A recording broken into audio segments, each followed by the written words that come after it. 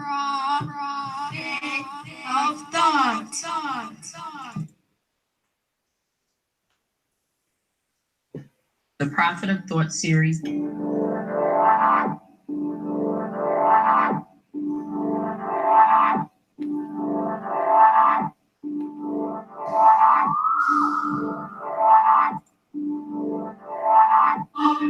Open your mind. Prophet of Thought series. Open your mind.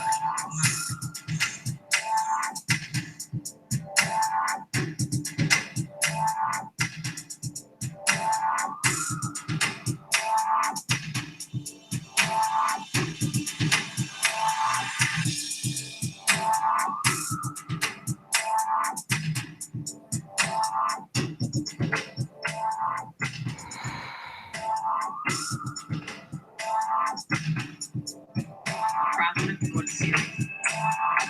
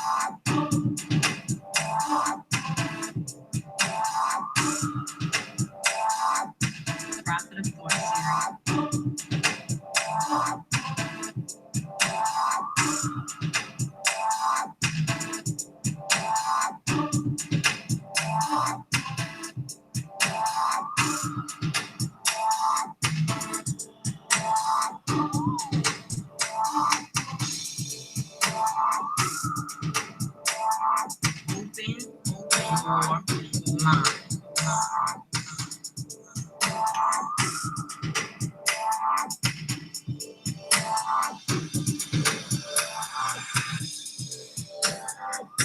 Peace, folks, and welcome back to another edition of the Prophet of Thought series.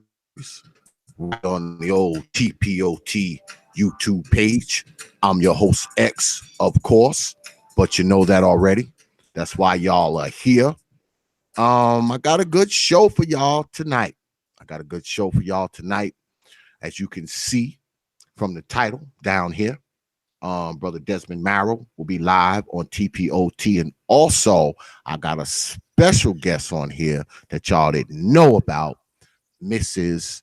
Monteria Robinson. I hope I said that right.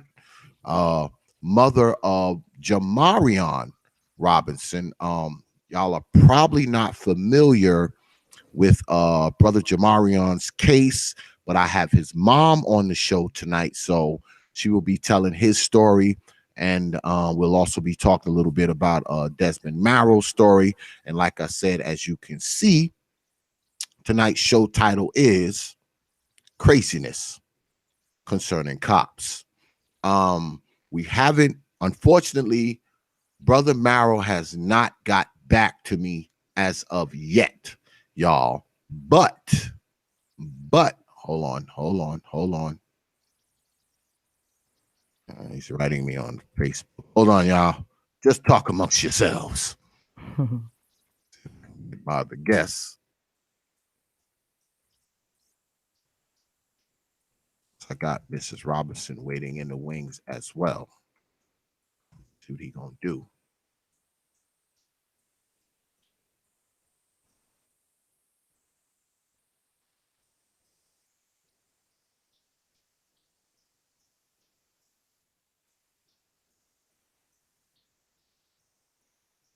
I'm hitting him up now.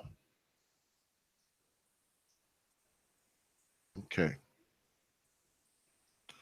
Anyway, like I said, I have Mrs. Robinson here. I want to shout out my donors. I got a few donations the other day. Those of you who donated, you know who you are. I know a lot of you don't like me to mention your name, so I will not. But like I always do, when you donate to TPOT, whether it's 5 donators or 500, I sit down and I write every single one of you a personal email. And I want to thank you for your contribution and your support and your subscription, because you don't have to spend your hard earned money on me, and you choose to do so, and it is appreciated. So I want to thank you on the air, like I always do. Um, Mrs. Robinson, Yes. Good hello. evening. Good Hello. evening. And thank you for having me. Oh, absolutely. I don't know what's going on with Brother Marrow, but I have you here. So I just told the audience about about Brother Jamarion's story. So Hmm. you want to, you can go ahead and explain to the folks, what his story is and what has taken place since then. The Okay. floor, the floor is yours, madam. Thank you so much. I appreciate that. First off, thank you so very much for having me and let me share my son's story. First off, my name is Monteria Robinson. I am the mother of Jamarion Robinson. And first, I would like to state, my son was killed, or shall I say, executed, by a task force of police officers here in Atlanta, Georgia. But first, I would like to state about my son amendments that were violated.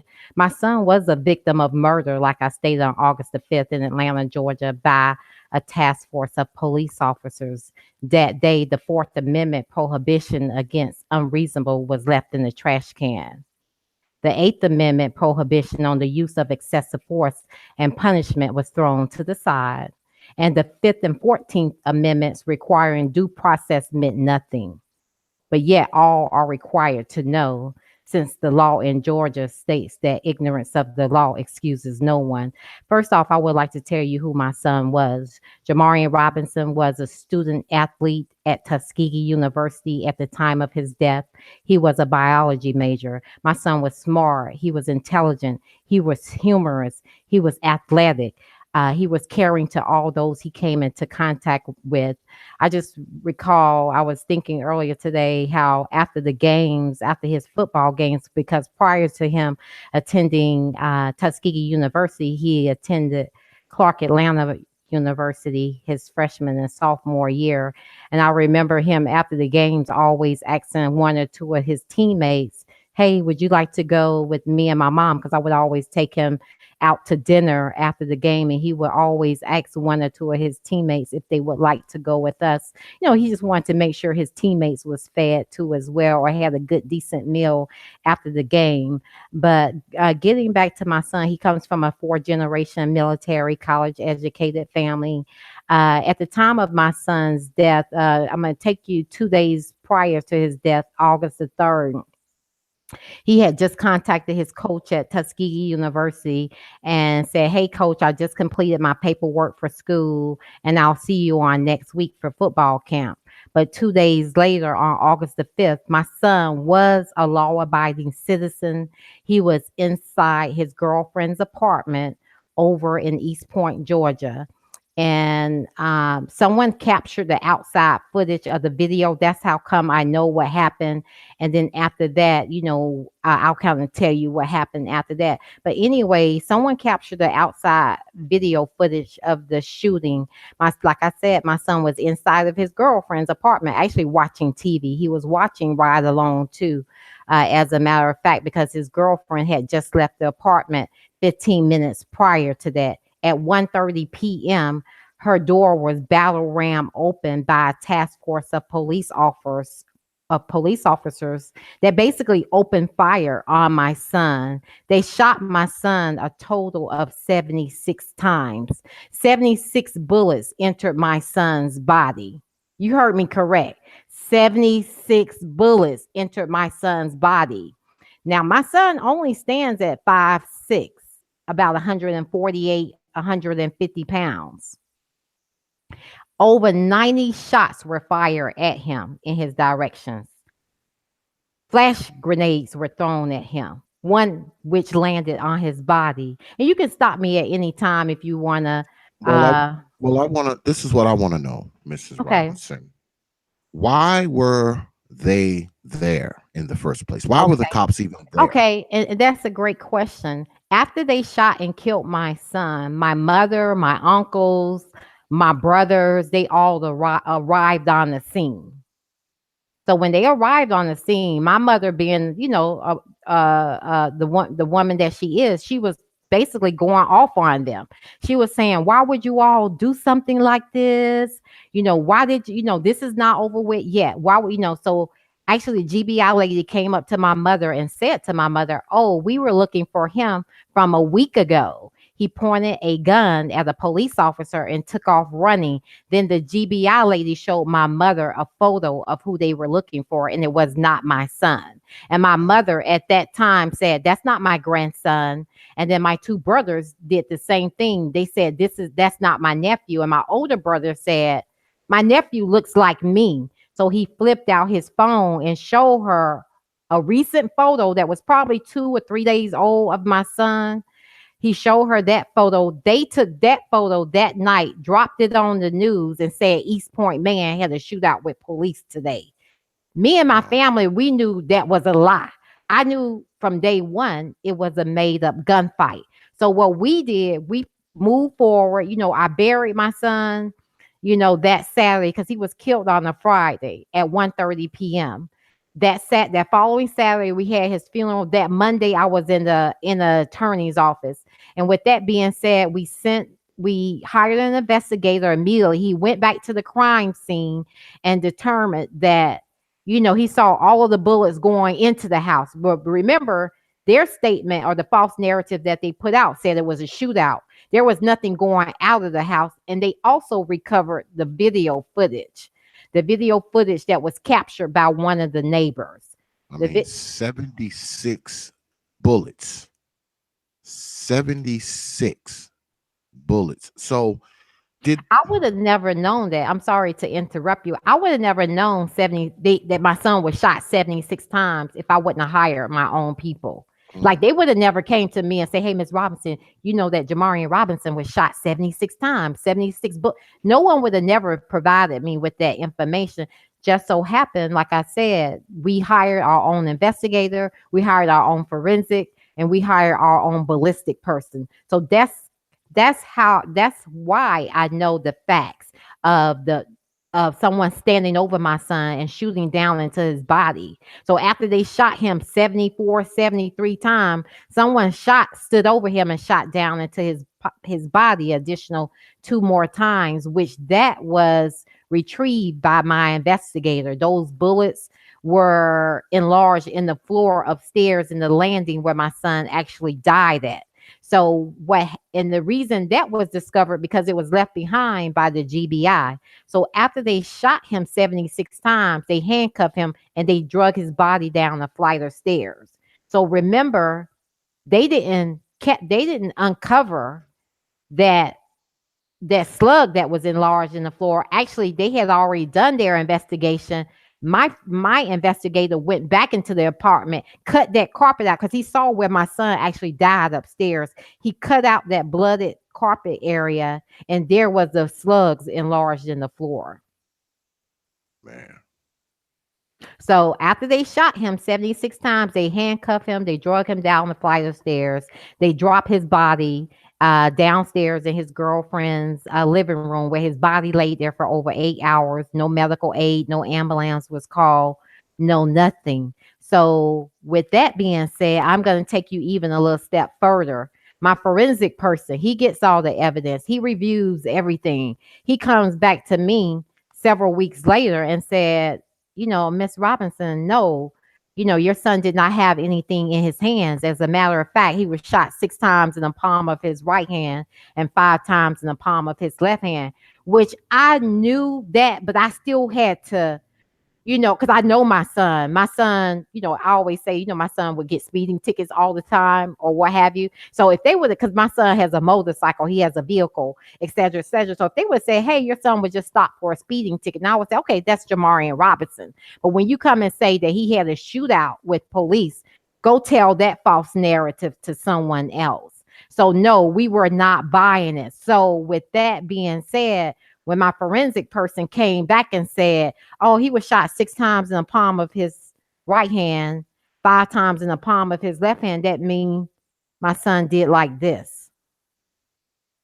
And just to take it a little bit more, my son was shot, his hands, his arms, all his torso, his thighs, his groins, his shins, his feet, his thighs. He was shot in every part of his body that you can imagine.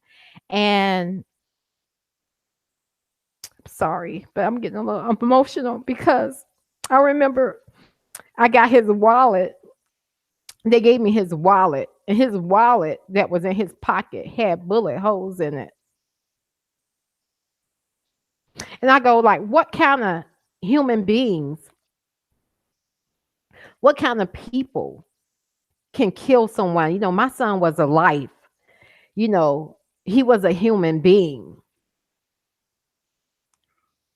This is what I want to know, Mrs. Robinson. What was the official story? Like, I mean, what did they just say nothing? Like, I mean, what was the quote unquote official story? That's What were they saying at first before you investigated?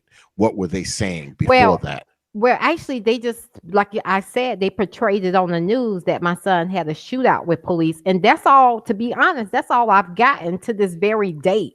That happened August the 5th of 2016. We're now in May of 2018. So no one has come to me and said, we're sorry. We apologize. But I'm going to even take you a little further. After they shot and killed my son at 1:30 p.m., they went back and got a search warrant for his girlfriend's apartment that was stamped for 4:30 p.m. There's some more facts for you. So really, it's just a cover up. They kill our kids. They thought my son was nobody. They thought no one was going to put up a fuss or fight. They just thought, oh, he's just another, African American male that we just killed, and let's just throw out the trash. But they got it mistaken. They got the right family this time, I should say, because this time, I demand, number one, accountability, and number two, why was such aggressiveness and excessive force used with my son? How is it that other people can go into a school and kill 17 of their peers and see their day in court? And recently you had another killing or shooting in high school where another student went in and killed 10 of his peers, and he was apprehended by police. And he'll see his day in court too. But with our kids, they come with their prejudices and their assumptions. Their jobs are to de-escalate and resolve the issues, but no, they come with guns blazing when they approach us, or they come with such aggressiveness when approaching us. And to me, they use this same old false narrative. Oh, we were afraid for our lives. Well, if you're afraid for your life, then don't take the job. You should not be a police officer if you're afraid for your life. They use that as an excuse to kill our children. And so, we, the mothers, we've had enough. Enough is enough. Well, what has happened since then? I've seen you, I've seen Okay. you, I've seen you out there marching and demonstrating. So why don't you give us a little info about what's been going on since Jamarion's murder? And I do refer to it as a murder, not a killing, a murder. I totally agree with you on that. Since Jamarion's death, I will take you to um, January the 10th of 2018. Because really the first year, my story or my son's case was not moving due to, I would say that the team that I had working on my case was not, I would say, well equipped to handle a case of this nature. So I end up bringing in a whole new team of attorneys. And on January the 10th of 2018, we did file a federal civil suit against all of the law enforcement officers that were involved in my son's murder. And I always to state that my son's story, it never did make world news or national news, due to the false narrative that was created by the police and the media. But the inhumane way in which he was murdered, I always state, will make history. but only if my voice is heard. And my voice will be heard as his mother. I will not stop fighting, until I would say there's no breath left in my body. But no, you will not be able to shut this mother up. And that's where we are so far. And I try to stay plugged in and connected, with a lot of the other parents that are fighting, this police brutality. Recently, we here in Atlanta, we had the Anthony Hill, trial on Monday and Tuesday. Sunday, there was a march and rally for him that I participated in. So I just been staying busy, traveling kind of from state to state, bringing awareness, to all those who will give me a listening ear, bringing awareness to about what happened to my son. And to be honest, I don't want there to be another Monteria Robinson, even though it's continuing day in, each day, an African American male is killed by police. And it's like, what do we do to stop this or prevent this? Well, when I first started in media, that's where I started. I mean, this media platform started, it was built on police brutality cases, police killings and shootings. I did a lot of that stuff when I first started out. Now I'm getting back into it now. That's why I wanted to have you on. Mhm. And I don't know what happened to Brother Marrow. He was writing me. I did let him know that we are waiting for him. As a matter of fact, I'm going to call him right now. Maybe, just maybe. Can y'all hear that phone ringing out there? Can y'all hear that? No, I don't hear it. Okay, good.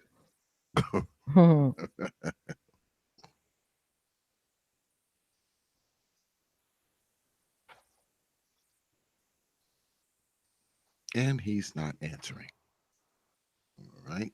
Let me see. Let me try this. Let's try this.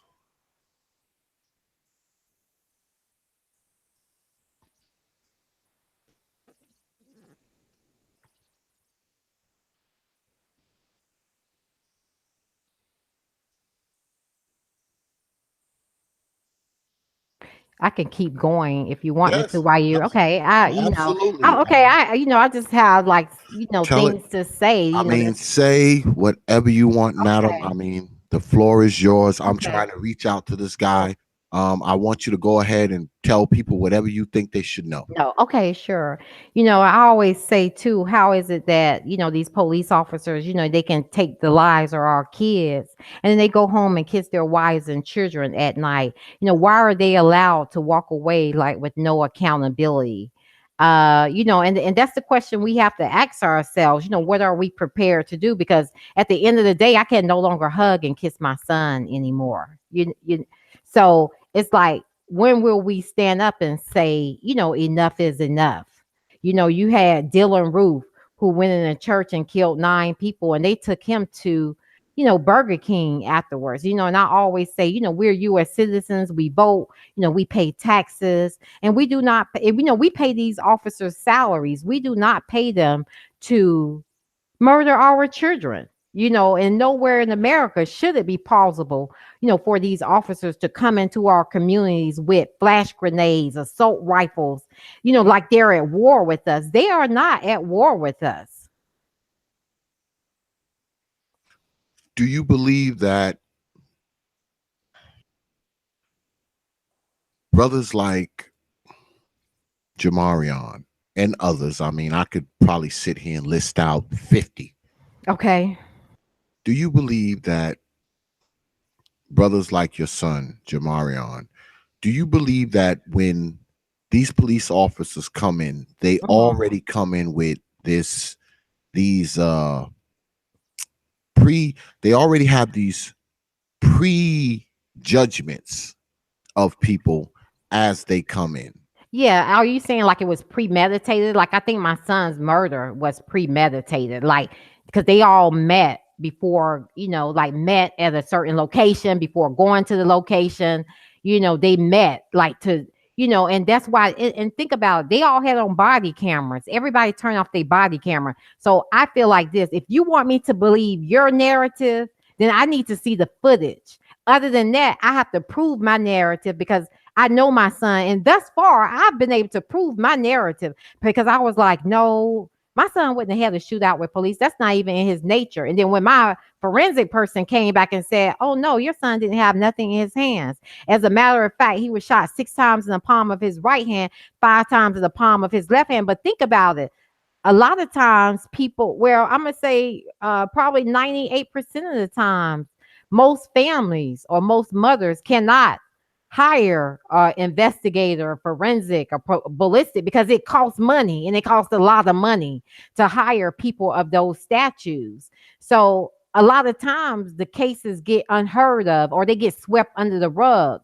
So now with me and my family, we were able to prove our theory of what happened to my son because, you know, think about it. Why is it that they are allowed to control their body cameras too at the same time? To me, as police officers, you all are supposed to protect and serve, but instead you're killing our kids on a day to day basis. And then you put out your own false narrative. Now we know, even when I watch the news now and they say a shooting happened and the GBI is investigating the GBI, you may as well take them and throw them out the window because how are you going to ask police officers to investigate police officers? Like that don't make sense to me. Well, I believe that that's what they count on. I mean, you know, I believe they count on the fact that no one's really going to question them. No one's really going to question what they do. Um, for some reason, police officers are always given the benefit of the doubt, something they never give the people that they kill.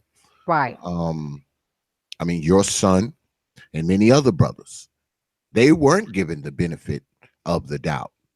But these cops always get the benefit of the doubt. And, you know, I mean, I realize that police officers are human beings. I understand that. Correct. And they're imperfect. Yes. They are imperfect. They make mistakes.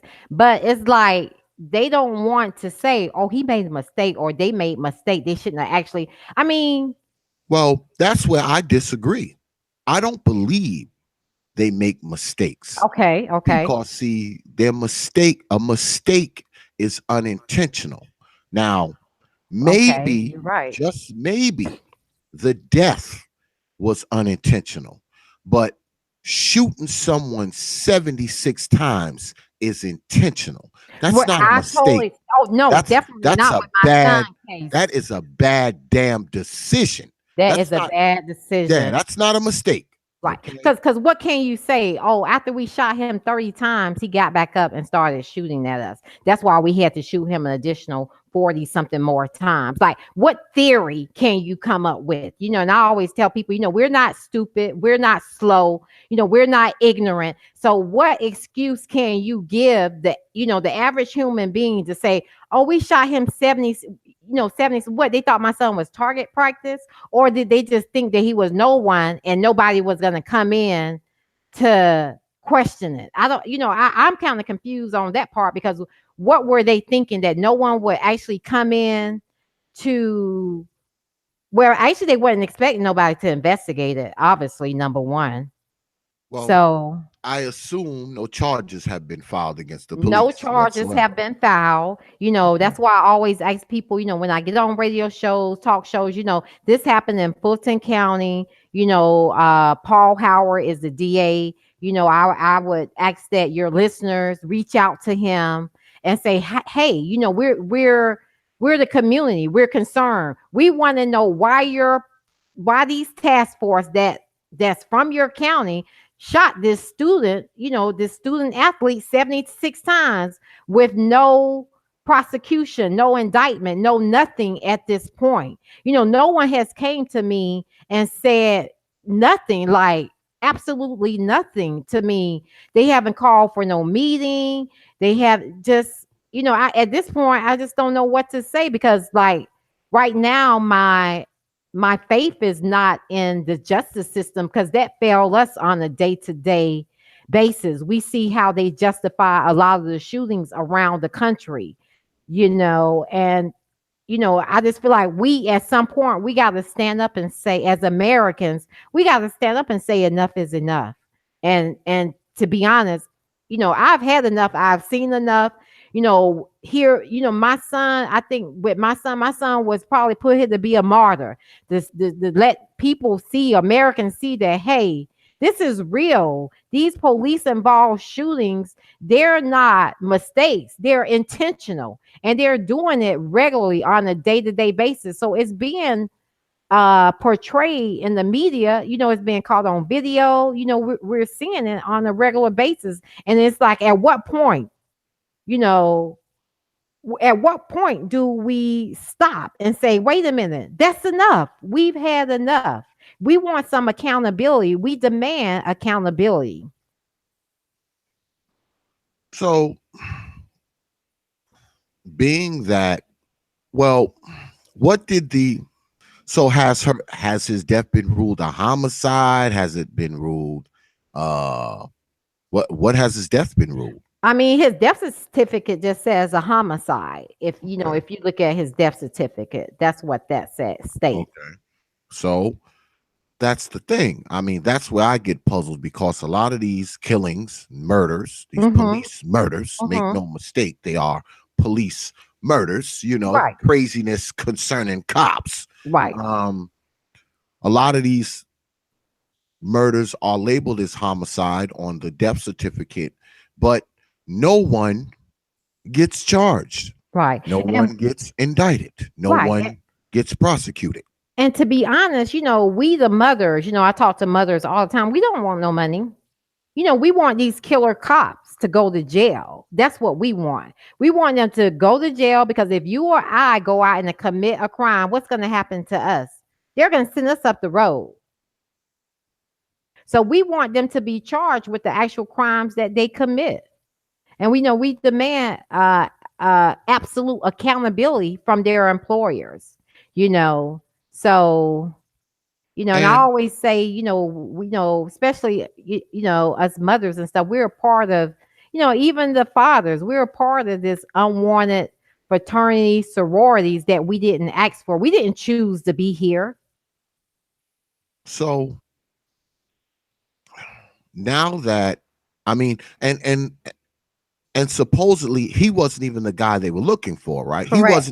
He wasn't even the guy in the photo they were looking for. No. And they showed that news clip. Like, I've had several people that actually saw that the week prior to that. It was actually a news report that showed the actual person, that they were looking for. They showed that, and the person was totally opposite from what my son looked. The person was totally opposite from what he looked like. So at this point, it's just really, it's a cover up, like what they do with everything else. They want to, sweep it, make it go away, sweep it under the rug to make it go away. But no, this case is not going to go away. I'm not going anywhere. Neither is my family. And my family, they military people. So when we even just watched the video, like because I remember I told you that someone captured the video. It lasted 3.5 minutes, and all you hear and see, you just hear the machine guns going off, like back to. Then they kept pausing in between each segment, and then they're wanting the people on the outside to believe, what they're doing in the inside, but you can tell when you're listening to it and watching it. If someone is shooting at you, the first thing when we first saw the video, my military family, when they were looking at it, they was like, well, if someone is shooting at you, why none of them are retreating or going for cover? So when you watch the video, everyone is going into the apartment, moving forward. No one is jumping out the way, moving back, moving to the side, jumping behind brick walls, none of that. They were all moving toward, like, inside the apartment. And then they're yelling the entire time. That 3.5 minutes, they're yelling, put the gun down, put the gun down. Wow. The And he entire didn't even time. have a gun. He didn't even Thank have you. a gun, Thank right? He you. didn't have a gun. Yes, no, He he didn't even did have a not. gun. No. Because think about it. He was shot 76 times. Wow. So how is somebody shot 76 times shooting at you? I know. I mean, it's like Because think about it. Probably after the first shot, my son was dead. I'm pretty sure. Because he's such a small individual. After that first shot into his body, he was dead, and all that other stuff that they did was just made up. It was a made up gunfight. All that yelling and put down the gun, move out the way, get over here, and throwing the flash grenades. All that was just a made up, like a made up show. They put on a very good show that day, because that's what I call it, a made up gunfight. And think about it, 80% of the officers that's hired by these police departments, many of them suffer with PTSD. Many of them are former military, you know. So after after these police shootings, they should have to turn in their weapons after each involved police shooting. Why is it that they're allowed to just walk away and go home from the crime scene? They should not be allowed to just walk away. They need to turn in their body cam footage and turn in their guns after each involved police shooting. well, it's crazy because I got a subscriber Mm-hmm. who's a police officer. As a matter Okay. of fact, Brother Faulkner, if you want to come on, man, um, I'll put the link in the chat, brother. Or I'll email it to you if you still here, Brother Faulkner. I want to get your take on this, Brother Faulkner. So I'm gonna send you the link so you can come on in and chime in. And those of you who don't know what's going on right now, we are here with Mrs. Robinson, mother of Jamarion Robinson, shot 76 times by I don't even want to call them police officers. Gangs, that's what I call them. They're I don't gangs even want to authorized by the U.S. government to I kill our don't even want to call them that, because kids. for a man to be shot 76 times, okay, 76 times, there's no justifying that. There's no talking that away. There is no explaining that away. There is no nothing. I mean, there's nothing you could possibly say to convince me that this was necessary. Mm-hmm. There's nothing they could possibly say. I mean, there's nothing you could tell me that would justify shooting a damn dog Right. 76 times, let Correct. alone a human being. Correct. I always say, I don't know if you watch, like if you watch, movies on TV, you see them, like, have you ever seen a movie on TV where people go hunting, or have you ever been hunting before? When you go hunting, how many times do you shoot your target? Most people go hunting for deers and things of that nature. How many Once, times you shoot your once. target one time? Why is that? To prevent from tearing the flesh of the animal. My son was treated worse than the animal. My son was treated, I always say, inhumane, un-American. And you say to this day, there has been no anything, right? There's No, no just nothing. just nothing. Nothing. Like, the community. I've been working with them. I've met with Paul Howard. Last time I met with him was last year. but what was that in I think April of last year? But I haven't heard anything from. He just told me at that time his office was still investigating. Well, it's another year later, so it's like their time is up. It's either all I need to hear from them right now is yes or no. Yes, they're going to indict these officers, or no, they're not. Wow. Well, we've been joined by Brother Faulkner. Brother Faulkner is a police officer in Hey, give me one Baltimore. moment and I'll be up on there. What's good, Brother Faulkner? Hey, what's up, man? I'm gonna go Let get me into let me let me ask you. I don't know, Brother Faulkner, Just give if me a you're few familiar couple of minutes. with Mrs. Robinson's story.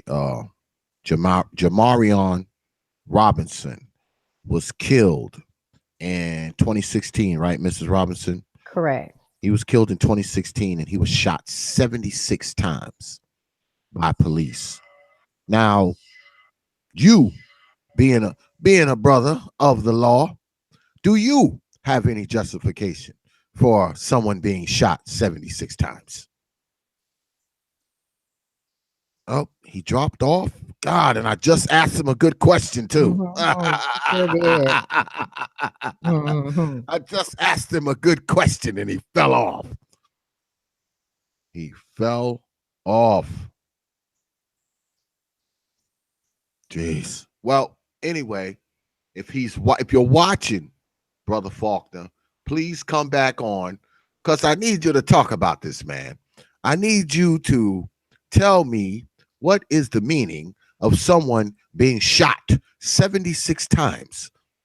What is the justification for someone being shot 76 times? You said he had a flash grenade. He had flash grenade burns on his body as well. Correct, which which shows basically they landed on his body. Yeah. So basically, he was dead and down, and they were still throwing they were still shooting him, and they were still throwing flash grenades. And if you think about it too, and they were still yelling the lingo that they always use when they're approaching us: put the gun down or stop resisting arrest. Those two uh how to say it, theories or whatever, not even theories, but the two narrative or false narrative that they always use when they want the people in the background or outside watching to believe this is what's actually taking place when it's actually the opposite. Yeah. We got you back, Brother Faulkner. Yeah, I'm back. All right. Just had to step Um, outside. I don't know if you're familiar with Jamarion Robinson's story, the brother who No. got shot 76 times. I believe there was a couple police departments involved, right, Mrs. Robinson? You're correct. You're absolutely correct. Now, Brother Faulkner, Yes, sir. now you my man, all right? Yeah. You're my Mhm. man. Can you justify the cops shooting someone 76 times? Hmm. That's a hard pill to swallow right there. Now, it's like I said before.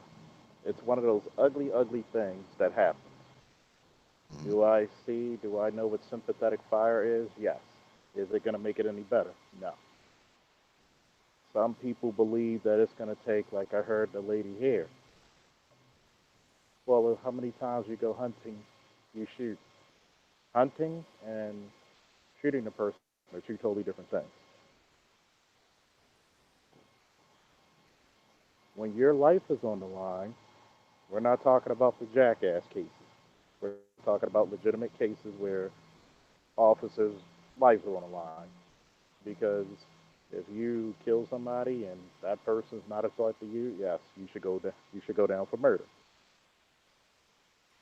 We're talking about when you're facing somebody and they're shooting at you, guess what?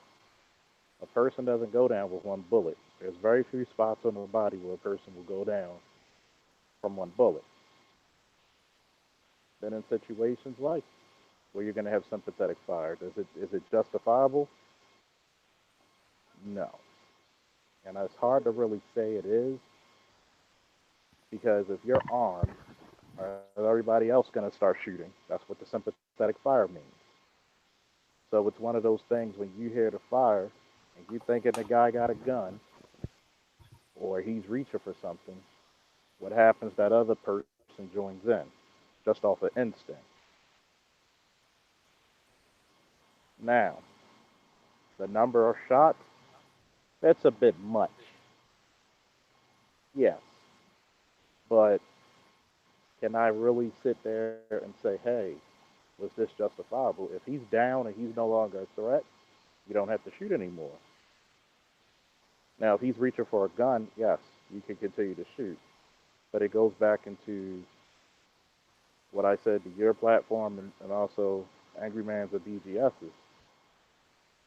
A lot of things that go on with police work, a lot of people are not experienced with it due to the fact that they're neither in the military nor were they police. And what I hear a lot of people, they Monday morning quarterback and say, oh, I would have shot him in the leg. No, you wouldn't. I would have done. No, you wouldn't. Just Mm. like the first time when the guy was at the, I forget what city it was, when the guy had his hands up and the female officer shot the guy.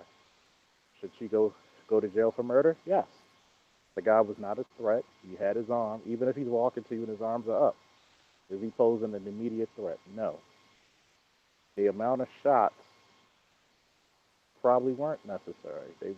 I wasn't there. Most likely they weren't necessary. After the first five, six, I'm pretty sure he was down. And that's also another reason why a lot of people who have issues with the police, why aren't you supporting and creating police officers who understand your community?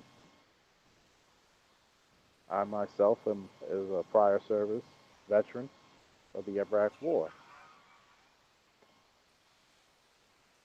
When the lady here was talking about post traumatic stress, that doesn't mean you can't be a police officer. I mean, if you work a stressful job, you're going to have post traumatic stress, aren't you, ma'am?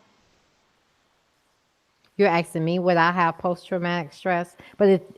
But at the end of the day, too, you have to know how to um, de-escalate and resolve the issue. Most, I would say majority of cases, especially when it's concerning African Americans, because if you think about it, you and Xavier, at the end of the day, when you take your uniforms off, you're still a black man in their eyes at the end of the day. And do you think for 1 second they're going to stop and ask you, hey, are you a police officer? Is your mother a police officer? Is your father a police officer? No. They Have you been kill pulled you over? and shoot you first, and they ask questions in the end. And that just, and I can give Have you you been some, Have I you can been give pulled you over some, by the police? I Have you have, been pulled? actually, I have. I was just recently pulled over within the probably last 60 days Were twice. you pulled over at gunpoint? No, I was not. But they pulled me over The, the, basically to so give you're me. telling me? So why didn't they pull you over by gunpoint?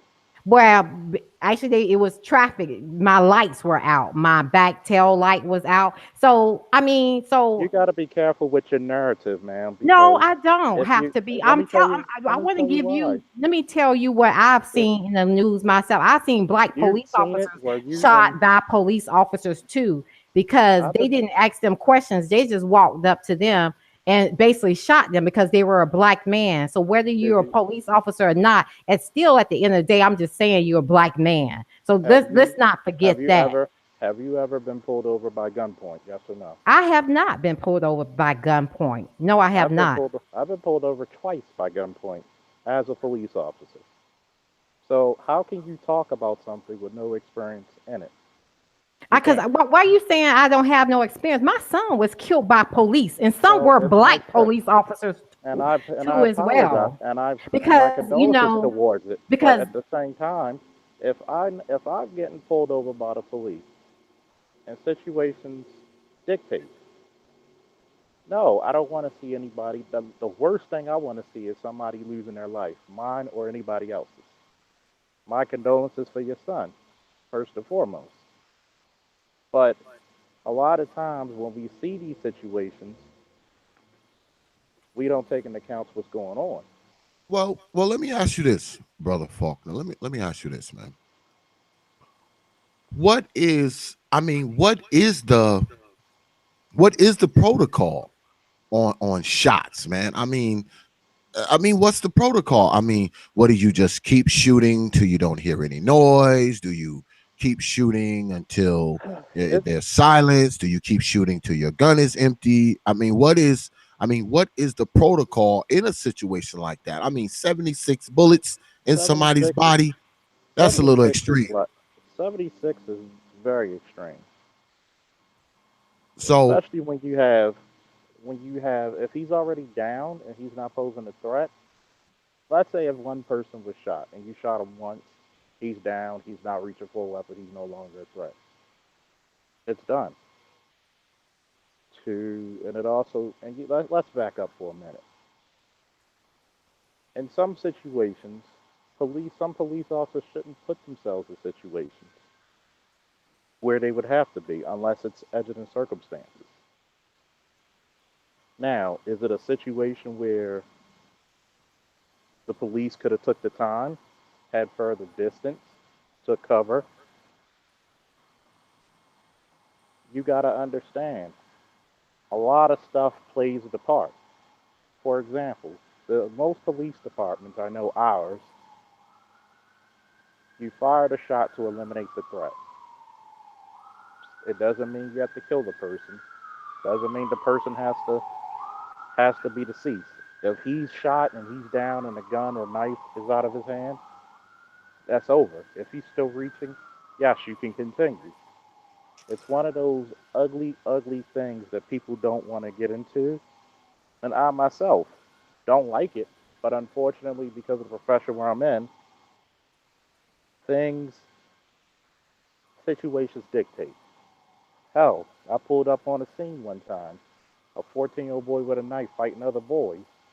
I drew my weapon. And I said, dude, you better drop it. Fortunately for him, he dropped the knife and went straight to the ground. That could have easily turned into a situation where he could have been trying to still attack the boys or trying to attack me. Yeah, I don't want to go. Most cops do not want to try to end it as peacefully as possible. Yes, you're gonna have the outliers. You're gonna have the assholes. That's why their police they have units to weed that type of shit out. But a lot of times it's like, look, if he's no longer a threat, you stop. If he's compliant and you pull your weapon or draw your weapon, you don't have to fire. It goes back into what I said earlier. A lot of times you got to look into the situation, get the best possible candidates to be officers to prevent some of this stuff. You're not going to prevent all of it, unfortunately. I wish we did live in a perfect world where, unfortunately, man, your son didn't have to go through that. And I pray that it's going to be properly investigated. And if everything's found wrong, people I are going to just be think, held to justice. Hello, can you hear me? yeah, I can hear you. I just think that 76 shots, man. I Oh, mean, it's a rock. come on. I don't Because care. after a while, I don't after a care while, what I don't care after a what while, you somebody think has this to come to brother. their senses. Yeah, I don't care what you think this brother has done. 76 bullets in his body. It took 76 bullets, okay, to bring this man down, to get control of him, 76 bullets is a lot. Now where were they? Outside in the No, he house? was Or, not. That's the thing. My son was inside his girlfriend's apartment watching TV. now And where was I he? Where know in a that house? as a fact. He was in an apartment. His girlfriend lives in an apartment in that, or whatever you want to call it, a house, apartment. She lived in a house. And this could have been handled a totally different way. Basically, and I'm so happy that someone caught the outside footage of the actual shooting. And I'm gonna kind of demonstrate how it went. Soon as they battle rammed the door open, they immediately start using a false narrative that they always use. Put the gun down, put the gun down. Then all you hear are guns going on. Pow, pow, pow, pow, pow. Then it's a pause. They wait for a little while. Then they start it again. Put the gun down, put the gun down. Pow, pow, pow, pow, pow. Pause. Then they start it again. Put the gun down, put the gun down. Pow, pow, pow, pow, pow.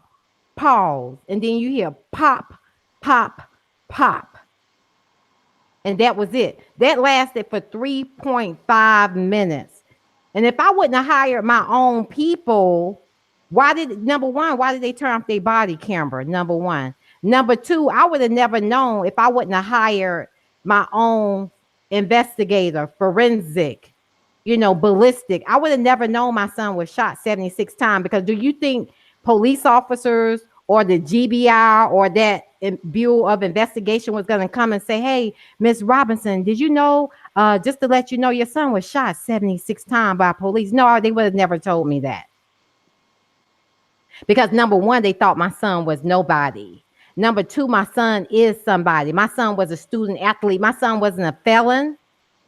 My son was a student at Tuskegee University. My son was educated. And yes, I am upset and I am angry, and I have the right to be, because I feel like, I'm not saying that all police officers are bad, because some of my son friends' fathers are police officers, and but and other lines of work within the police department. But it's like, don't try to stand and take up for them, because at the end of the day, if you're a black police officer, if you're outside of your uniform, yeah, those white cops, they're going to treat you just like they treated my son. And in their eyes, they see you as a black man. They're not. I just saw recently where some police officers were, what's the word when you're driving while black, basically. Some white police officers jumped out the car on them and surrounded their vehicle, but come to find out they were all African. It was 4 African American police officers. So they have a civil suit now against them, because they what's the word when you driving while black, what is it, they were saying that they stereotype them or what have you. So yeah, at the end of the day, I have girlfriends that are police officers, so they try to tell their sons, make sure you're doing this, and our kids are cooperating, they're following their orders, but they're still saying, oh, he had a cell phone in his hand, and they're still shooting and killing our kids. And they're not going to ask them at the end of the day. As a matter of fact, I'm going to take you to one of Javis Benjamin. He had a car accident, and he got out the car. They shot and killed him. His father was a police officer. So, and I know his family personally, so I can kind of go on and on. No, they're not going to ask our children, hey, is your dad, is your mother, do they work for law enforcement? Are they a lawyer, a judge? No, they don't care. Trump told them to shoot first and ask questions later. And that's what they're doing to our kids. Yeah, it's insane. And as everyone can see, I have changed the title of the stream, because it seems like Brother Marrow has gone incognito. So now it is the Monteria Robinson Show live on T.P.O.T. Because Monteria Robinson don't play. And so no, don't come like, oh, you're protecting, or it's the code of blue. No, at the end of the day, you're a black man too. In their eyes, they're calling you the N-word. So wait a minute. When did I protect anybody? Not once, did I? Didn't I say if somebody does something wrong, they should be held accountable for it? I heard you say that, and you're absolutely correct. So I'm not protecting anybody, right, ma'am? Okay, I assume you're not. Let's make it clear. It's not an assumption. I made it a declaration. I'm not. Okay. Now. And I'm sorry if I'm being like a little aggressive, because I can be at times, but yeah, don't like make it seem like that it's certain situations and they shoot. I'm very understanding about situations. That's why I said my condolences. But at the same time, when we're in situations, it's not just, hey, as much as I try to give leeway to young black males, how many of these young black males disrespect and don't listen? But how many of the young white males do the same thing? And I'm very patient about it. What about the white males? Oh, I'll get to that in a second. Well, I know. Hold on. I know this is about to get good, so I got to do a little station identification here, because this is about to get good. Um, You're listening to the Proper Thought series on the old T.P.O.T YouTube page. I know we were supposed to have Desmond Marrow on the show, but I don't know what the hell happened to him, y'all. He had wrote me. We spoke the other day. I don't know what happened to the brother. So, but it's all right, because right now we have Mrs. Monteria. I keep getting her name wrong. Sorry, madam.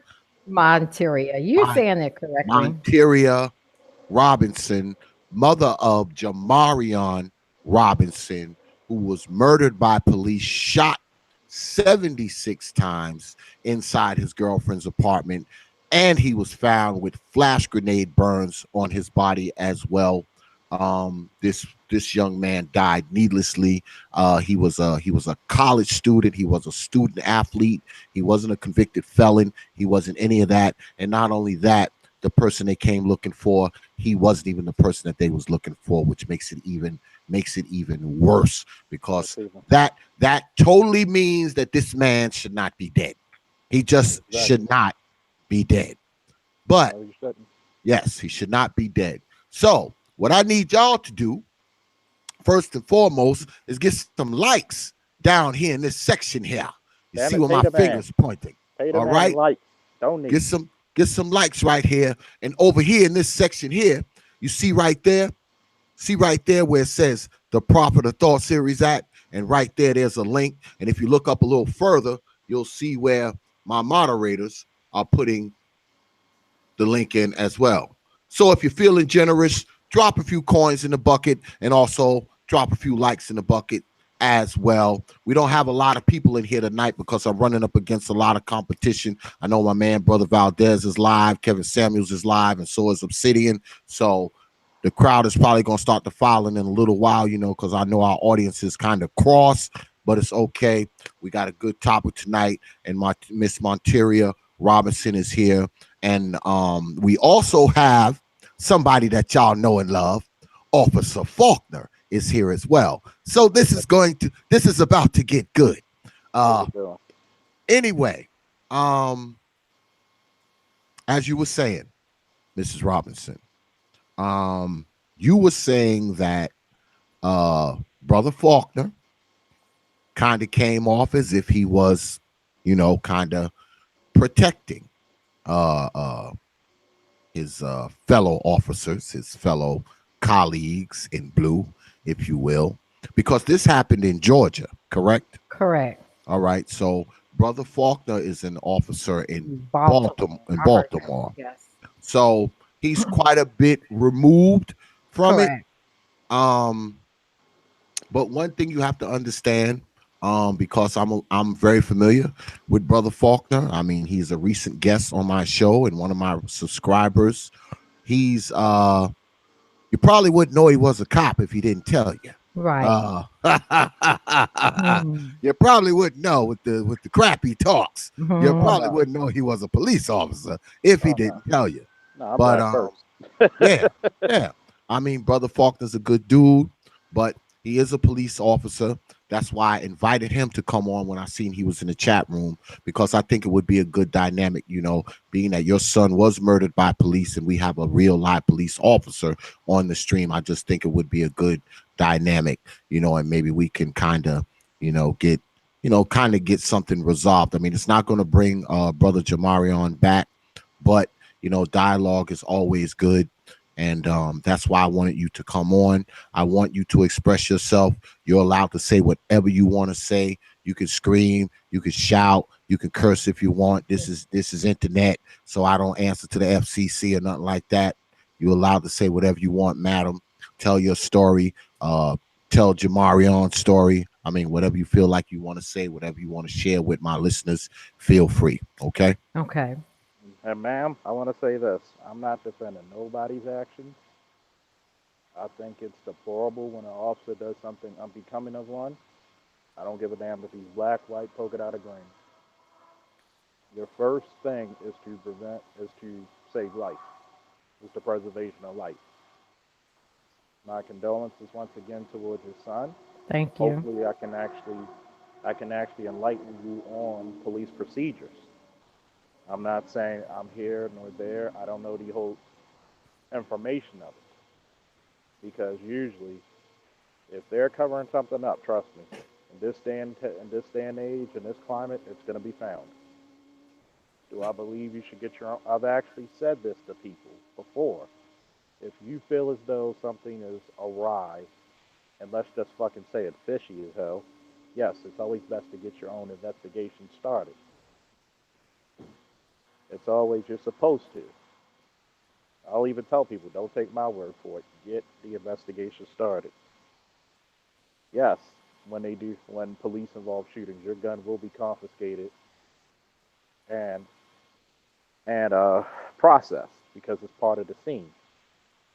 I'm not sure where it was where your son unfortunately was taken from us, but here in Baltimore, the homicide unit investigates police involved shootings, Right. which it should be. Your gun is taken, you can make a statement, you can call for your lawyer or whatever, but it's a process. You will be put on administrative leave. That's what I believe most departments are doing. No, It's they always didn't do that with those officers who killed my son. They actually been getting awards, and then come to find out, several of them have felonies, like within the police department. Like, why the, I why the hell found are they that out. why the fuck are Like they they were. working there? That's where we can't understand. They were put on probation. Like one of them was charged with kidnapping, aggravated assault. It If they was were like a convicted, they should be fired. Yeah, I Let's just don't. put But it out but, there. but think about it though. What they do? They go from one police. Like if they leave one police department, they go to another one and they rehire them. That's That's how they that's keep moving them around within the system, basically. that's that's that's a bit much because if you're Yeah. on probation, that means you've been convicted of a crime. If you're Right. convicted of a crime, you should have lost your job and you lost your certifications. You should have lost your badge and your gun. You should be fired Right. because if Right. you're convicted of that, and what's going on with a lot of this is there a good Mm-hmm. old boy system? You damn right it's Yes. a good old boy Yes. system. It's been one Exactly. since the 1800s. Correct. And you got to realize Baltimore is probably one of the oldest departments in the country. Oh wow. We've been around since what 1784. Mm-hmm. So it's like I was told Angry Man on BGS one time on their platforms. One of the reparation programs to the Irish was the police department. You got to think of the history of the Baltimore Police Department. The first black officers were hired in the 1930s. To give you some idea of how long ago that was, my grandfather was born in 1932. We weren't even allowed to wear the uniforms or police outside of black neighborhoods till the 60s. I wonder why. Civil rights. So you got to look at the history and look at data of like how many black officers do you have there? How many from this area do you hire? And I'm a proponent of getting young people to work where they live because we shouldn't have incidents. Yes, so there are going to be some things that are out of our control. Unfortunately, yes. 76, unless, and I'm not making light of this, unless your son has body armor, an AR-15, or some heavy machinery. 76. That means either A, somebody's reloading a lot, or B, that was a lot of damn officers on the scene. And was it a SWAT or was it a drug unit? Like who came into the Yeah, house? Because usually yeah. that's I wanted to ask you that, Mrs. Well, Robinson. actually, it was How many it was cops were there? It was actually all together, it was 7 inside, like the apartment. But out of the 7, my investigator said 3 or 4 of them did the actual shooting, as well as there was something else that just slipped my mind that I wanted to add to it. Um, yeah, there was a total, but altogether, that my attorney is suing a total of, I want to say, 19 individuals. So he got everyone that was on site that day. So some of them were, they were basically a task force comprised of U.S. Marshals, and some were operating as just like from other counties. So basically, the federal civil suit is against the U.S. Marshals as well as each county that was involved. Mm. So, okay. And then after the shooting, they started saying to my mother, because my mother and my brother and stuff like, hey, we didn't have nothing to do. Like they were coming up to her like this. I just want to let you know we didn't have nothing to do with this. Like a lot of the black female officers and the other officers, they just started coming up to my mother saying that because my mom was going off on them. And she was like, why would y'all do something like this? This was unnecessary, da da da. And they just started coming up to her saying, I just want to let you know I didn't have nothing to do with this. And my mom said, you all got something to do with it. As long as you're out here, you was on this property, you all had something to do with this. And she was telling them it wasn't over with that day. And she was absolutely 100% correct. It's not over with. You don't mind if I ask you a few questions?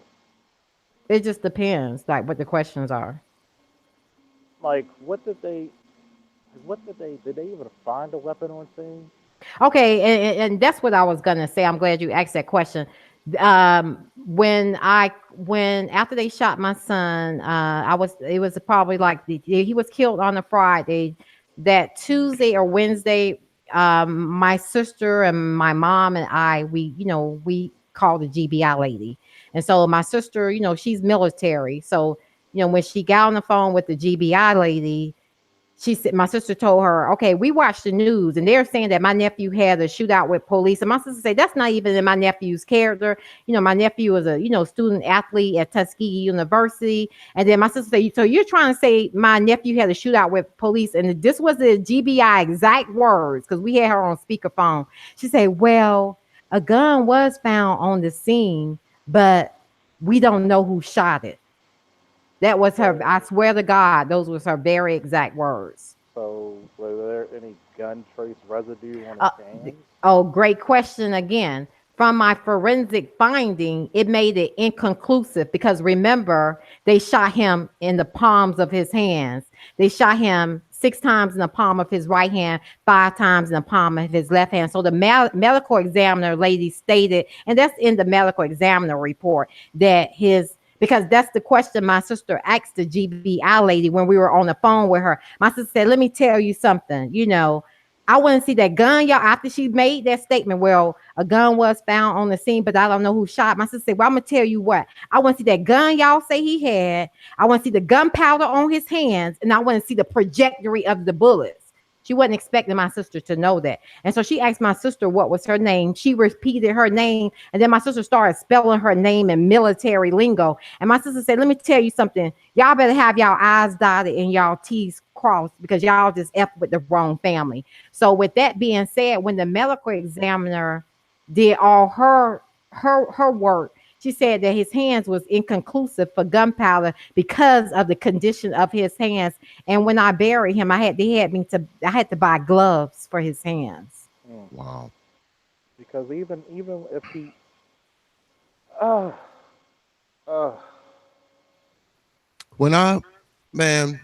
When I hear stuff like this, man, this is fucking heartbreaking. Yeah, It's making me upset too. Like just thinking about it, because my son was like a little, like my size. I'm like little, we're like little people, and he was like 5'6", 148 pounds, and they shot him throughout his entire body. And the whole time they were shooting him, they were yelling, "Put the gun down!" And then they all turned off their body cameras. So to me, if you have nothing to hide, why you turn off your body cameras? I'm gonna just say this, and I'm gonna let you speak, Brother X. Okay. Number one, that situations like that, and I've been on homicide scenes where my camera's on for 2.5 hours. No, you don't turn shit off. Yes, several of them had body camera, and they turned them off before entering her apartment. Then check this out. I don't know if you heard this earlier. After they shot and killed my son at 1:30 p.m., they went and got a search warrant for his girlfriend's apartment. It was stamped and dated for 4:30 p.m. I saw that with my actual eyes because, like I said, with my investigative findings and bringing the stuff back. A search warrant A search warrant They for got a what? I don't They, know. It's a search warrant for her apartment. My son didn't live there. He was just over there visiting. So wait a minute. oh, Let's back up for a second. Did they get the search warrant before the shooting or after? It was after the shooting because remember they killed him at 1:30. They brought the search warrant back to her about 5:30 p.m. in the evening. No, well, actually they brought it back to her I think that next day or either later that evening, but they gave it to her after the fact. No, I think it was like a day or two later, but it was stamped for 4:30 p.m. Or either they Uh, brought it back to her that next day. It was something I can't remember, but I just know it was given to her. As soon as it was given her to her, she took a picture of it and she sent it to us. It was stamped for 4:30 p.m. in my personal opinion, that doesn't sound fucking correct. Because Right. number that I one, does if they're that doesn't if make they're any sense. because if they're there looking for the house, number one, did they knock or did they take the door off the hinges? That's Like what because I don't. I think they knock and just he just didn't answer the door. And but people knock and ring my doorbell all the time. I don't answer the door because I be like, oh, it's you just know, Jehovah's and I Witnesses don't or and somebody I don't selling something. But so since I don't answer the door, are you gonna burst my door open and open fire on me? and I'm just Wow. saying if it's a different type of warrant. Some are knock warrants, and some are just Oh, warrants that you okay. have the permission to go in by whatever means necessary. And I'm just thinking to myself, you could tell if the gun was fired because the residue. It's different ways the residue comes out. Right. You're going to see residue from, unfortunately, not to be vulgar, from the burns Right. from the shots. Mm-hmm. And then there's residue where it's like, okay, it's coming from the gun onto me. Right. Now it's no. And then you get into a shootout and you turn your fucking camera off, and then Yes. you claim you're innocent. Yes. It just makes no logical fucking sense. Right. And basically that's like my attorney was, when we did the federal civil suit, he was like, it's a cover up and they came with gun blazing, basically is his exact words. Like they came in gun blazing, everybody turned their body cameras off. So how are we supposed to have faith in our system when they're turning their body cameras off and then they want to come and say this is what actually happened? No, we as US citizens, we don't believe their narrative. No, we do not, especially if the body camera footage is not playing. So, See, so it became a disconnect between people, black people in particular, and the police. And it reminds me of like, you know, the 60s through the 70s and damn sure in the 80s. And growing up in the 80s with that war on drugs was in full effect, even though it started with Nixon. But it was Reagan who galvanized the shit.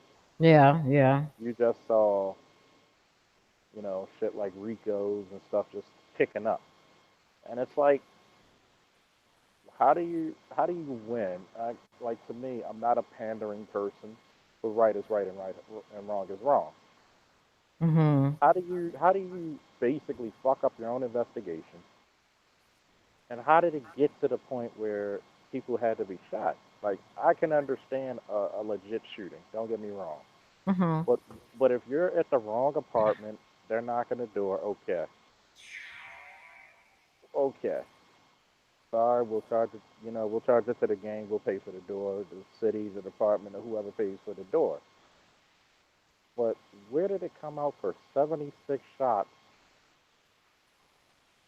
And I'm like, it's a bit much.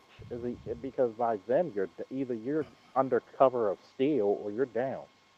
Mm-hmm. And I'm And like, it then doesn't. on top of that, I don't know if you heard me earlier say like they handcuff him, they move his body. Why did they do that?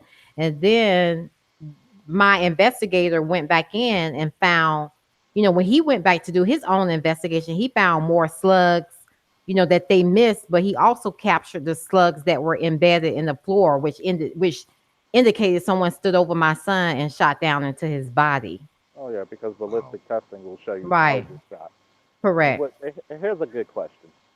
Did they say was there any rounds their way or anything like that? Or No, everything was coming into the apartment. Like, I don't know if you've gone to if you go to my website, Justice for www.justice for jam, you can see all the footage. Like, there's before, there's after footage that shows you all the bullets going into the apartment and up the wall. And then there's also a video that shows where when he cut the carpet out and found the slugs embedded in the floor, my investigator. So there's footage of all of that stuff like on my website. I'm, and this is the reason why I come to platforms like Brother X's, because it's like a lot of times we gotta bring back the community and community and policing. It's an education process. That's what a Hmm. lot of my work is, of my mentor and coaching work in wrestling, is to educate young boys on not just how to interact with the police and authority, it's also how to be men. And to answer your question about the white boys and a lot of that stuff, I don't, me personally, I don't treat the white boys any fucking different, Right, right. because I had a couple of white guys who told me, and they were teenagers, I don't have to get the fuck out the house because here in the Northern District it's pretty mixed. You have the hood and you have $1 million homes. And unfortunately, you got to do what you got to do in some cases where the white guy said, I'm not going out of here. I'm going to kill everybody. And you got to take them out, whatever means you necessary. And you have to treat people fairly and accordingly, firm but fair. And it's, But what's the percentage like? Because I feel like I'm a Christian woman, and I could tell you're a good police officers, but I would say probably out of 10 police officers, how many do you have that's good police officers? You follow what I'm saying? And so, as the community, as the people, our kids are afraid of police. They are going to take off running. They it's don't trust the police, just like they're in the fear of their lives. Like we've become in the fear of our lives too, as well. Because even when I was just pulled over recently, because he was just telling me that my tag light was out in the back. Yeah, I got worried. Like I was like, oh Lord, let me get my phone and start recording. Let me go live. You follow what I'm saying? Because you never know like what this. And then it was where I was at. It was dark. It was like pitch black dark. So I was like, let me keep driving. So I kept driving to like try to pull over like in a kind of like a lit area, but like the area I was in was still kind of like dark in that area. So yeah, I get worried too. If I get pulled over by the police. Well, I wanted to talk to you about that, Mrs. Robinson. Going forward, are you are you more are you more weary? We as black folks, we weary about the police anyway, Yes, but yes. are you more weary than you were before, given what happened to Jamarion? Are Yes, you I am. And are even you my entire family, like my entire family, like we're all like we're worried because I got other nephews, I got another son, I got a grandbaby.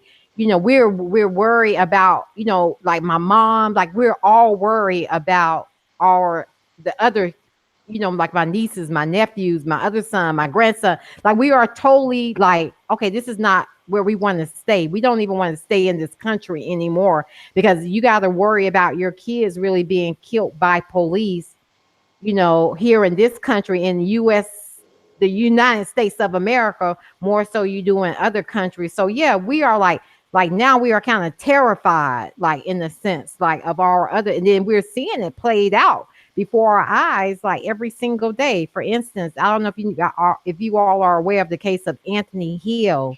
He was the veteran that was shot and killed naked here in Atlanta. But that same scenario just happened recently. My girlfriend sent me another video the other day. I think it was in South Carolina where another young man was naked as well. And he was shot and killed by police. So it's like, it's scary. oh yeah, part of it is because indoctrination to the system and Mm-hmm. the environment.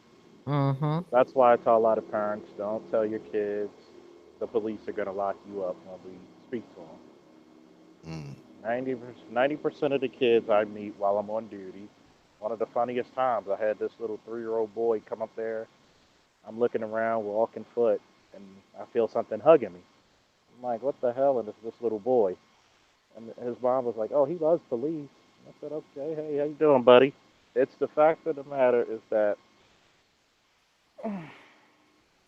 one, it's a social thing. You can't be a cop if you don't have love for humanity. Are there times you're gonna be sick of people? Yes, everybody's sick of people on their job. Sometimes, but you gotta be professional about it. Are there times you're gonna be dealing with difficult people? Yes, you're gonna deal with difficult people. But the socialization of police being in a community compared to when my parents were younger, probably even my grandparents, is a lot different now because it's a more closed off environment. You don't have that one police officer walking foot as much as you used to. Getting to know people. I don't even have to chase people anymore. You know why? I could go right to your house. Yeah, your son was just. How many times have I taken people's kids and I said next time he comes out of there selling or stealing, he's coming with me. A lot of times that's why I promote a lot of.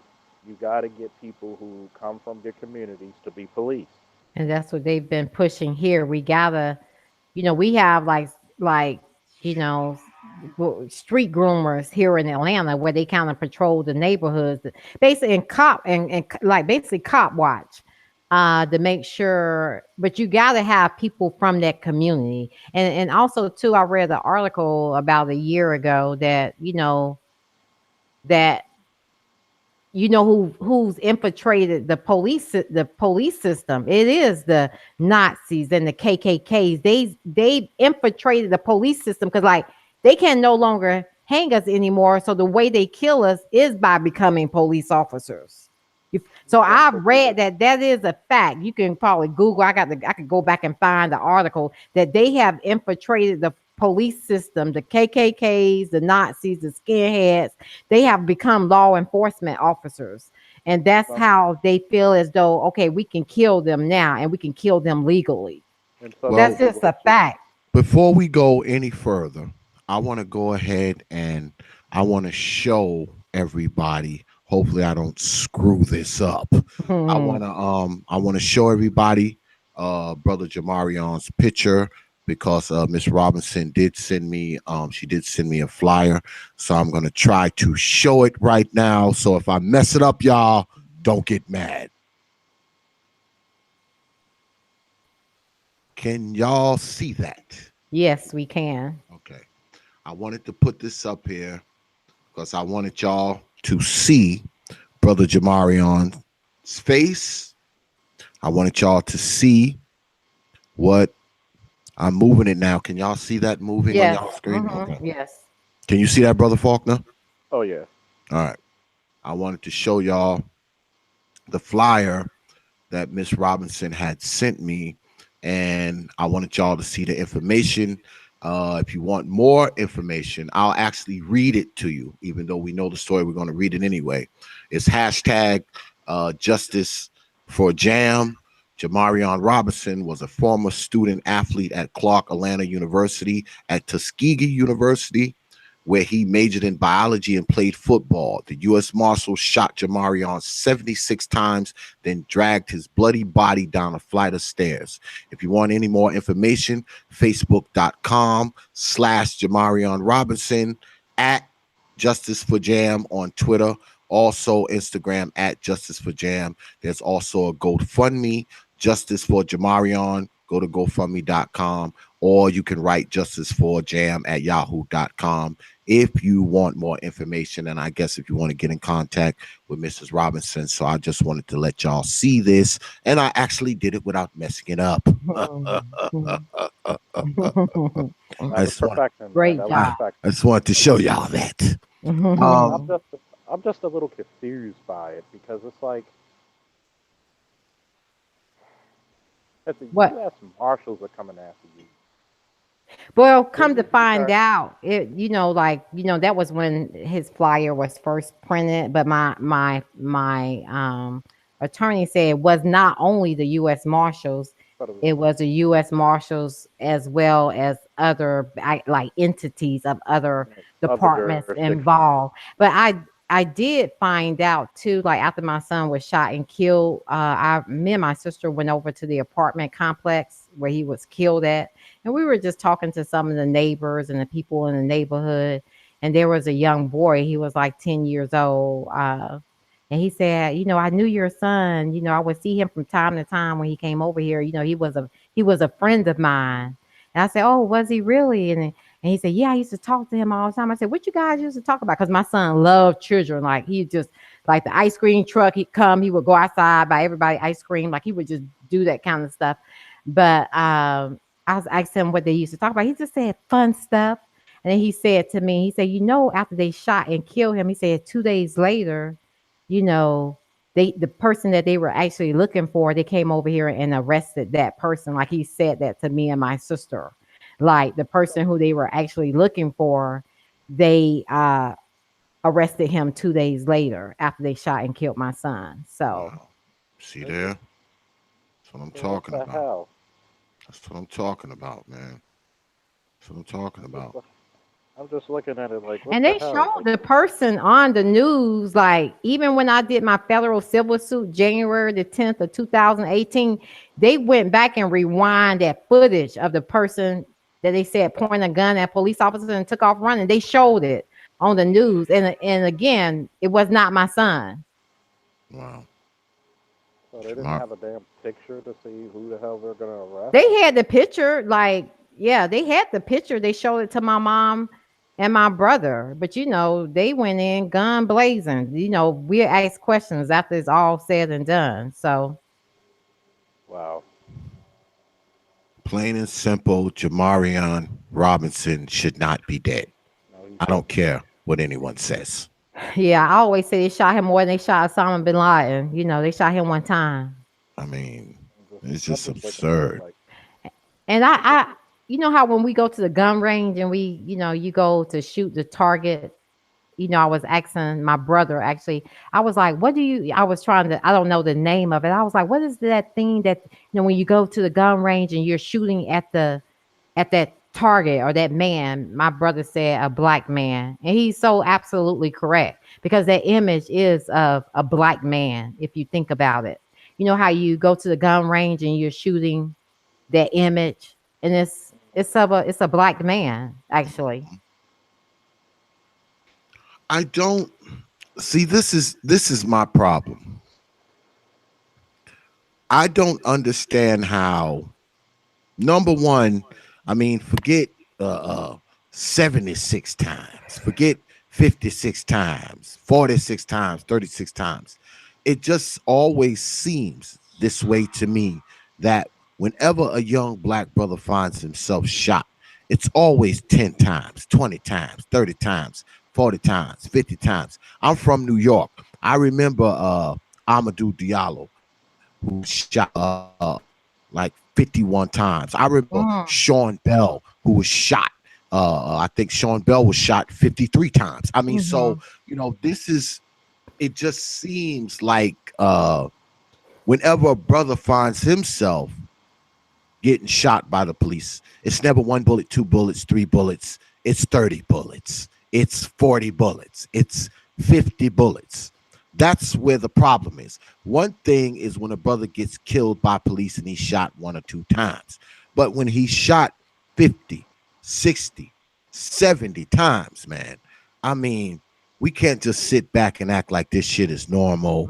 We Mhm. can't we can't sit back and That's act my like whole thing. I mean, we can't act like 70 shots is normal. We can't Right, do it. right. And that's, I guess, the way you said that, that's how I feel. Like, we can't make it seem like, oh, maybe it's a justification for that, because there's not a justification for that. You know what I mean? Like, sometimes people say, oh, we really don't know what happened. I wasn't there.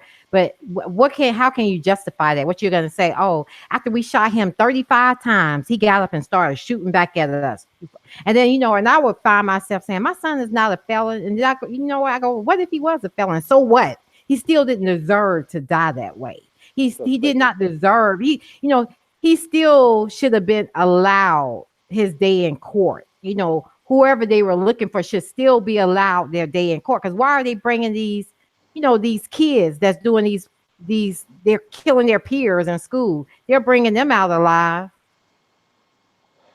It goes back into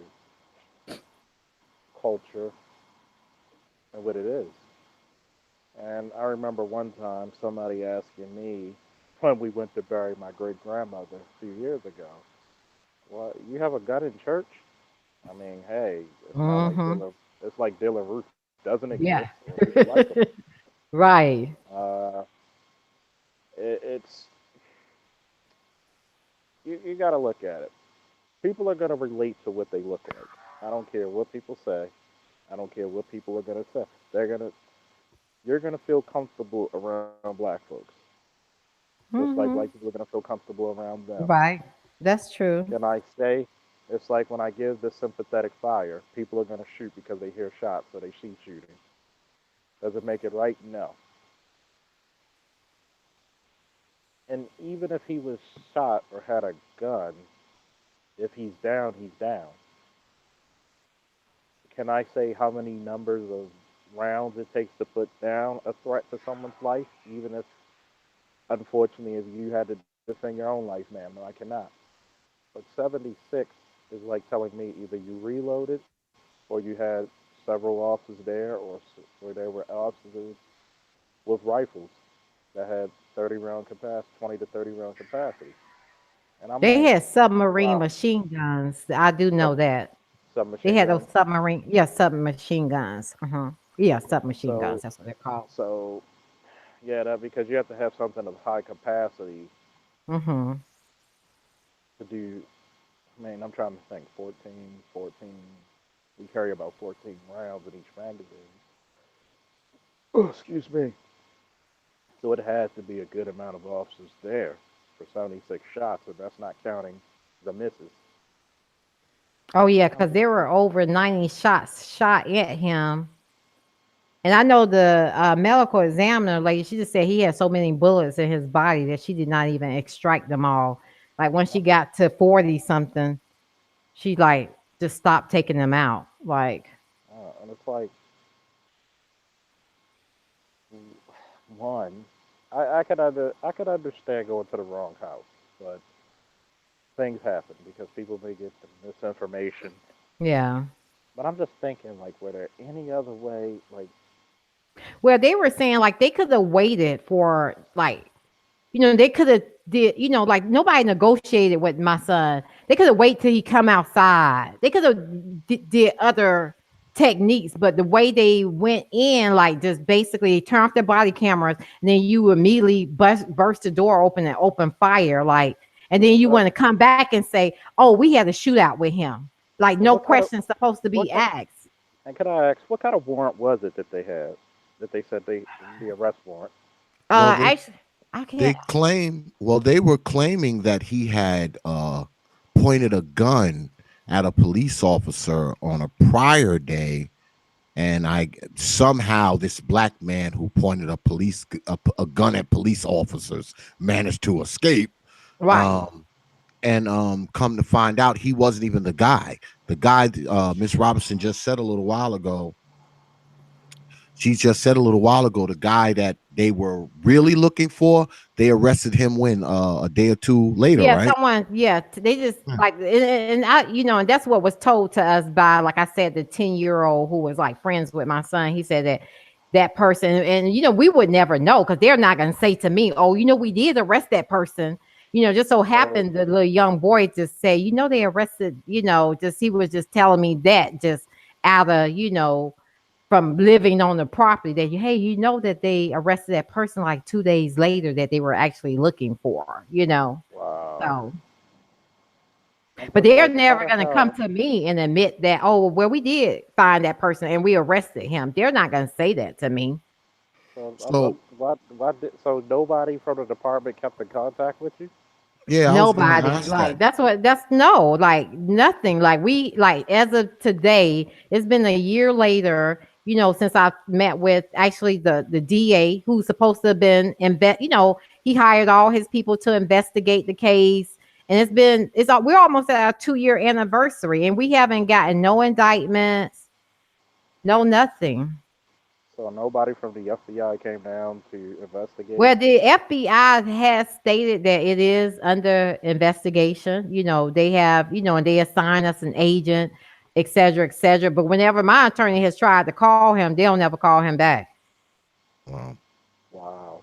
Yeah, they never call him back. So, and my sister was kind of persistent with calling them, and they did answer the phone and said, when she was able to get a hold of them, they say, okay, this is your contact person, this is her phone number. So my attorney has reached out to the person that's supposed to be investigating on this end, the FBI agent person, but he said they won't never call him back.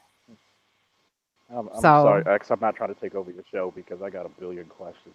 No, yeah. I mean, she's here. She's willing to answer some questions. So, And hopefully some of my questions also help you in your investigation. It's not trying to put you down or trying to. I'm actually trying to. I think it's therapeutic, and I commend you for talking about it, man. Oh, thank you. Yeah, because I feel like this is kind of like, because I always say I have to be my son's voice because he's not here to tell his story. You are his voice. So, yeah, I am, and I always say, his name would not be in vain, absolutely not. yeah. Absolutely So not.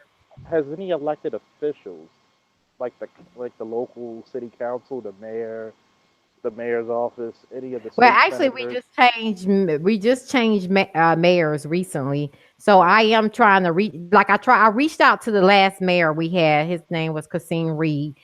Basically, he just told me he didn't have time to meet with me, and this was Oh like, fuck no. yes. And so, they I would. emailed me. So now we have a new mayor. So I have my person reaching out to try to, get into her office because, she's a mother, she has Black sons as well. So I want to see if I can, maybe partner with her in some kind of form of fashion. Um, we need to bring about some kind of reform or change, even if we got to get these officers in some kind of classes where they need to know how to approach and deal with certain situations and not come in with gun blazing. So it's just unfortunate that I've been running into a lot of, because it's like no one wants to take the responsibility, and to be honest, just meeting with the DA, like when he would try to question one department, they say, oh, that wasn't us, that wasn't under the U.S. Marshal jurisdiction, take that back to this county. And then get to that county, they say, oh, no, those weren't our people, that was them over there at the U.S. Marshals. But they kind of all throwing the ball back and forth because no one wants to accept the Let me tell you the truth about it, ma'am. okay. Were any of the marshals' weapons fired? Yes, they were fired. Were any You of the say were local? they you say were No, they fired, like you mean were terminated from the police no, department? no, discharged. Like Oh, the yes. weapons that are discharged. Yes. Were any of the local law enforcement who were there, were their weapons discharged? Oh, I see what you're saying. You're asking me see, I don't know. In other words, when they fired their weapon, if you fired your weapon, you are responsible. Right. And so I know it was a total of seven of them that was in the apartment. And I do know there were 3 to 4 of them that did the actual shooting. So if you ask me if I know who did the shooting in particular, and I could find out because I do have the package, I do Because it's have all, all the yeah. information, but I really hadn't sat down to read it all because some of the stuff I just kind of don't want to know. You follow what I'm Some saying? stuff, and That's why I have the attorneys to I kind can of, understand. yeah, kind of They gotta, handle all that. But if you ask me if I have the actual paperwork, who did this, who did that, I because, do have it. because I would also speak to the state senators and your Congress people as well. Yeah, I've sent them letters and they've, replied back, and they'll tell you to reach out to other people, et cetera, et cetera. So I've done it all. So, Oh hell I no! keep getting, I just, it's like nobody wants to take the time out to sit down. And even my my representative for my area, I sent them a letter. I never even heard back from them, to be honest. And I had the correct information because you know how you can look up all your state and local representatives, their addresses and their names and contact information. I never got a letter back from mine. So, Mm, hey, that's a damn shame. That is purely a shame because they're supposed to send help, even wrong, right, or anything. You right. deserve some type of closure, I and deserve closure. That's it. Bottom line. you deserve some type of closure and the respect of being the mother of the victim who was shot. Correct. So the least they can do is get a proper investigation started. Guess what? If you're there on scene, you're involved. You can't say it's district. No, you're involved. Mm-hmm. It's if I fire or discharge my weapon. Oh well, and I'm tasked out to the marshals. I'm involved. That's I do that's know after they that's shot and all. killed my son, they all left like immediately, like right away. Like I would say probably like not right away, like 5 minutes later, but probably like within the hour, they all left. Like GBI had to go back later to ask them like nobody turned in their guns after the shooting. You know, they were allowed to walk away and were questioned, you know, later on why they got their stories, I guess, straight and so No, yeah. that's no. Like they After weren't they investigated immediately. The weapons weren't taken. None of that. They all shot and killed him. Then they left the scene. So that's why the other jurisdiction that was there at the time, they started saying we didn't have nothing to do with this. You know, all we did was surrounded the perimeter, but we didn't have anything because they were left there in the end. But so they couldn't answer no questions. They didn't really know what happened. All they know they were left to clean up the kind of like the dirty work on the end, but the officers that were actually involved in the shooting, they actually just left and went on their way for the evening, you know. Well, no, because this you're is supposed to take the weapons. this Right, is they what did not. I do know that as a fact that this is didn't what we're happen. this is what we're going to do, Mrs. Robinson, because this is what we do here at TPOT. Um, what I want you to do, because you have my email and all that kind of stuff, I want you to send me the the name of every police department Okay, I'll that's send you that. that's I seen the involved. federal civil suit. How about that? Yes, yes, do that. Email me that stuff, Okay. and we will see what we can do on our end because TPOT does have quite the reach.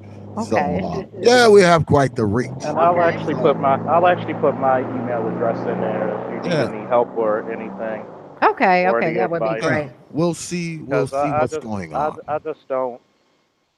There's some things I can live with.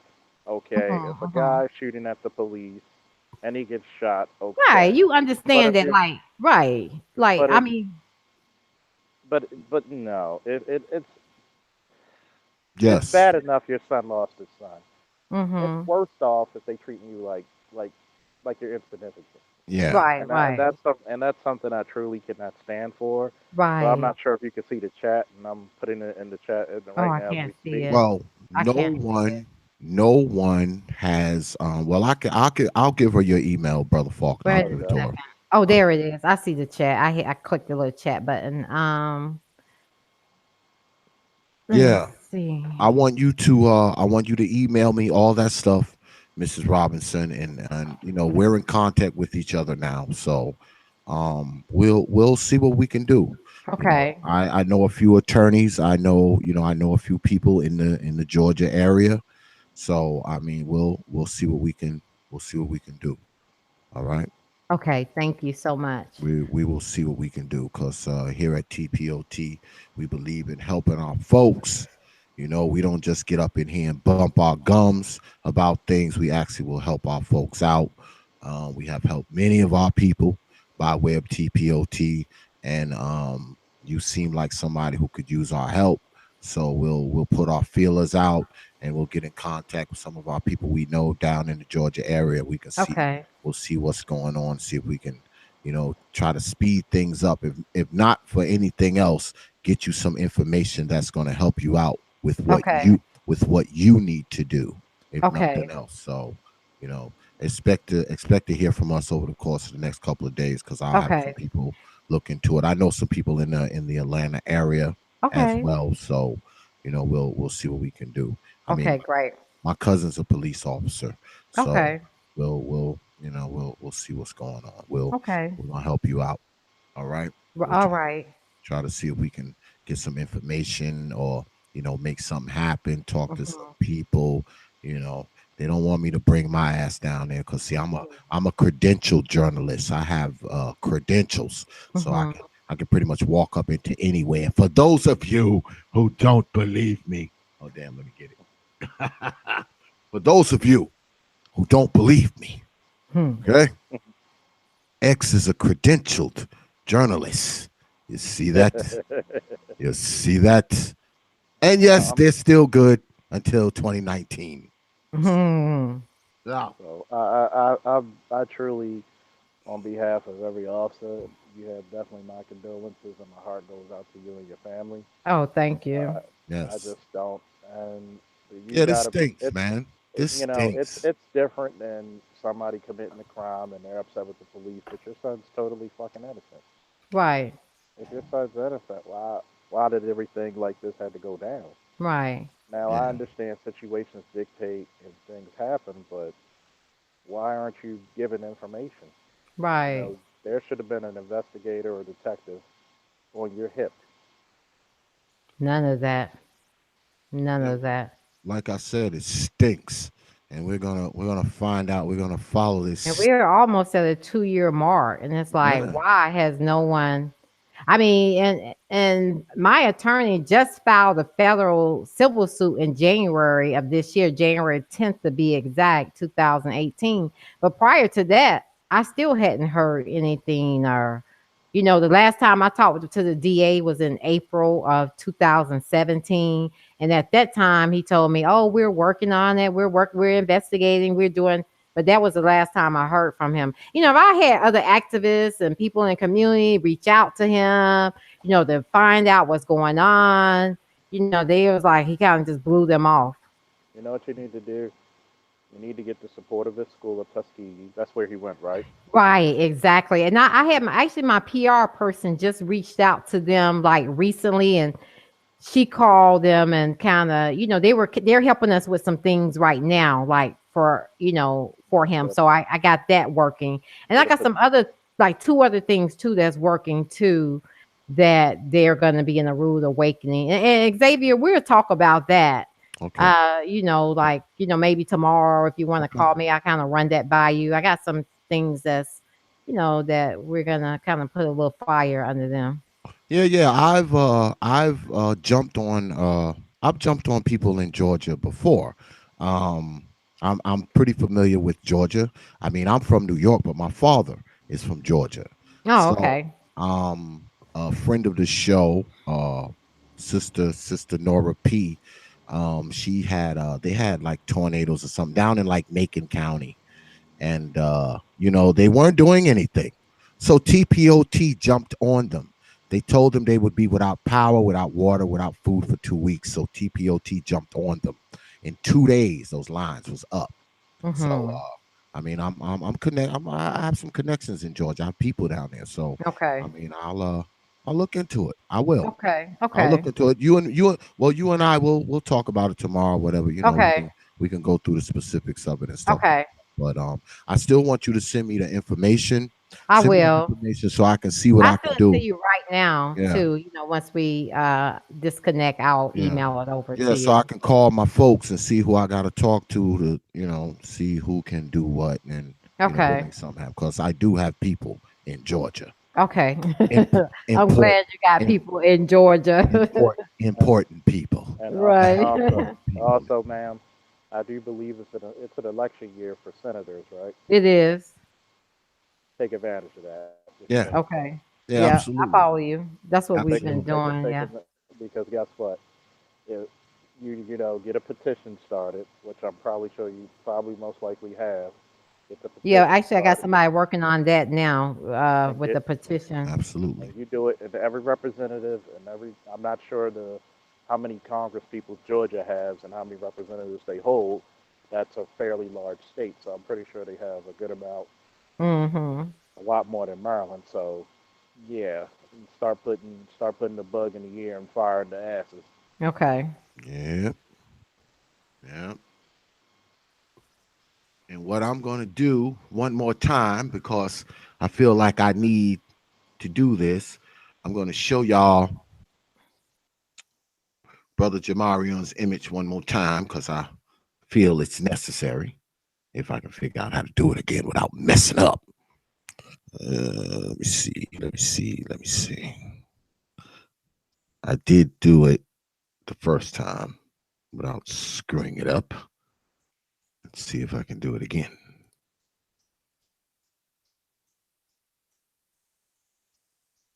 There we go. There it is. Can y'all see that? Yes. Okay, so I'm not screwing it up. Yes, I want y'all to see Brother Jamarion's image again. Okay, I want y'all to see this flyer. And I also want y'all to hit Facebook, Jamarion Robinson. I want y'all to hit Twitter at Justice for Jam. I want y'all to hit Instagram at Justice for Jam. And also, Miss Robinson has a GoFundMe, Justice for Jamarion. And if you need more information, Justice for Jam at yahoo.com. All right. I just want to show y'all this brother's face one more time because I wanted his face to be on my stream one more time.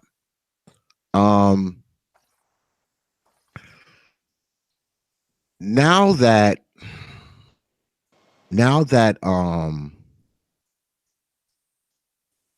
all of this has happened, have you seen, I mean, what's the community like? I mean, how has the community, that that basic community where all of this happened, how has it been? Has there been any other shootings like this since Jamarion's shooting? Have the police have they enacted some new policies since Jamarion's shooting? Have you seen any change in anything since Jamarion was murdered? No, there hasn't been any changes. Can you hear me? Yes. Okay. No, I haven't noticed anything different. And when you ask me about the community, we have our local community activists, they kind of, to me, I always say, your community activists, they kind of, whatever's new going on at the moment, that's what they kind of jump on. You follow what I'm, so it's constantly changes. Like, I always say, hey, you got to stay focused for what's going on here in Georgia. We can't kind of jump on, you do have shootings and different police brutality cases going on in other states. Okay, I understand that. But at the same time, we still have to stay focused on what's going on within our own community. It's like, how can we, we got to first put out the fires in our own backyard before we try to go put out fires in other backyards. And I notice that's what our community activists do here. They'll be doing one thing one moment, and then when soon as something else happens in another state, everybody say, okay, let's go here this weekend, or let's go here, the following week. But I always say, we got to stay focused for, like what's at hand within our own backyard. We can't go and fight fires or fight the fires in other communities when we have not put out the fires in our own backyards. Well, see, the thing is with a lot of those community activists, see, they've never met a camera that they didn't like. So they kind of have a tendency to follow the cameras wherever you're right. There's more cameras, that's where they are. You're right about that. Yeah, I mean, so you don't get to you don't a lot of times with these so-called community activist types, they will get out and they will scream and shout and hoop and holler as long as the cameras are around. When the cameras disappear, so do they. Right. Yeah. So you can't put a lot of stock on them because they are more interested in the attention they're getting for the incident as opposed to being interested in the incident itself. And you're right about that, because I do know Mike Brown and like his activists, they all came down from where they from, St. Louis area. And so when they came down, they had never heard of my son's case, and it had already been like a year old. And they were like getting into the activists here, like they were getting on them. They were like, y'all failed this family. Y'all should have, when that happened, y'all should have been in the street every day, all day, long up until now. They say we don't never rest. We don't never go home. We don't never go to sleep. We stay in the streets every day in St. Louis. Like they was like, we shut it down. You know, we made them lose over millions upon millions of dollars. But I was like, well, Atlanta, they're not like that. They're kind of like, oh, we're too busy for that right now. And we gotta do this tomorrow or next week. We gotta go to Alabama because this happened to this person, and we gotta go to North Carolina because this happened today. And like you said, it's wherever the media is where they go to. Yeah, they So Yeah, and never when met. I call them out on it, I think that they get mad about it. But hey, it is what it is, you Yeah, know. you gotta they tell, never Like, met a you gotta camera tell the that they truth. didn't like. Yeah, they never You met gotta cameras that they didn't like. you gotta So tell the truth because it's almost like the popular thing to do is to jump from situation to situation because well, everybody wants to see the latest and the greatest thing, well, and it. the real Go work ahead. goes on behind the scenes anyway, man. The real Exactly. work doesn't happen yeah, with that's these true too. people Yeah, jumping that's up true and too. down and hooping and hollering. I Yeah, mean, that's true too. the real work goes on in the back rooms, man. That's where it Hmm. really happens You're at. right about that. You You're know, absolutely correct about that that. other stuff is just like entertainment. You know, it's Right. entertainment. You know, it's news snippets. You know, it's something for somebody to kind of edit off of a show and put it on a video and it goes viral. The real work takes place behind the scenes. So, you know, that's where we kind of operate at. We operate behind the scenes. You ain't gonna see me out nowhere jumping and hooping and hollering. But I tell you what, I got a mighty pen, and I know people who got pens mightier than mine. So, I mean, You're absolutely right about that. we're gonna help out. We're gonna help out a little bit. You know, we're gonna help out. That's what we're gonna do. We work behind the scenes. We don't Hmm. care about the cameras. The only camera we care about is this one right here. So we can, so we can get up here, talk to our folks, open our people's minds. That is our mantra. Okay. We like to open our people's minds. And I know that a lot of my listeners have not heard of Jamarion's story.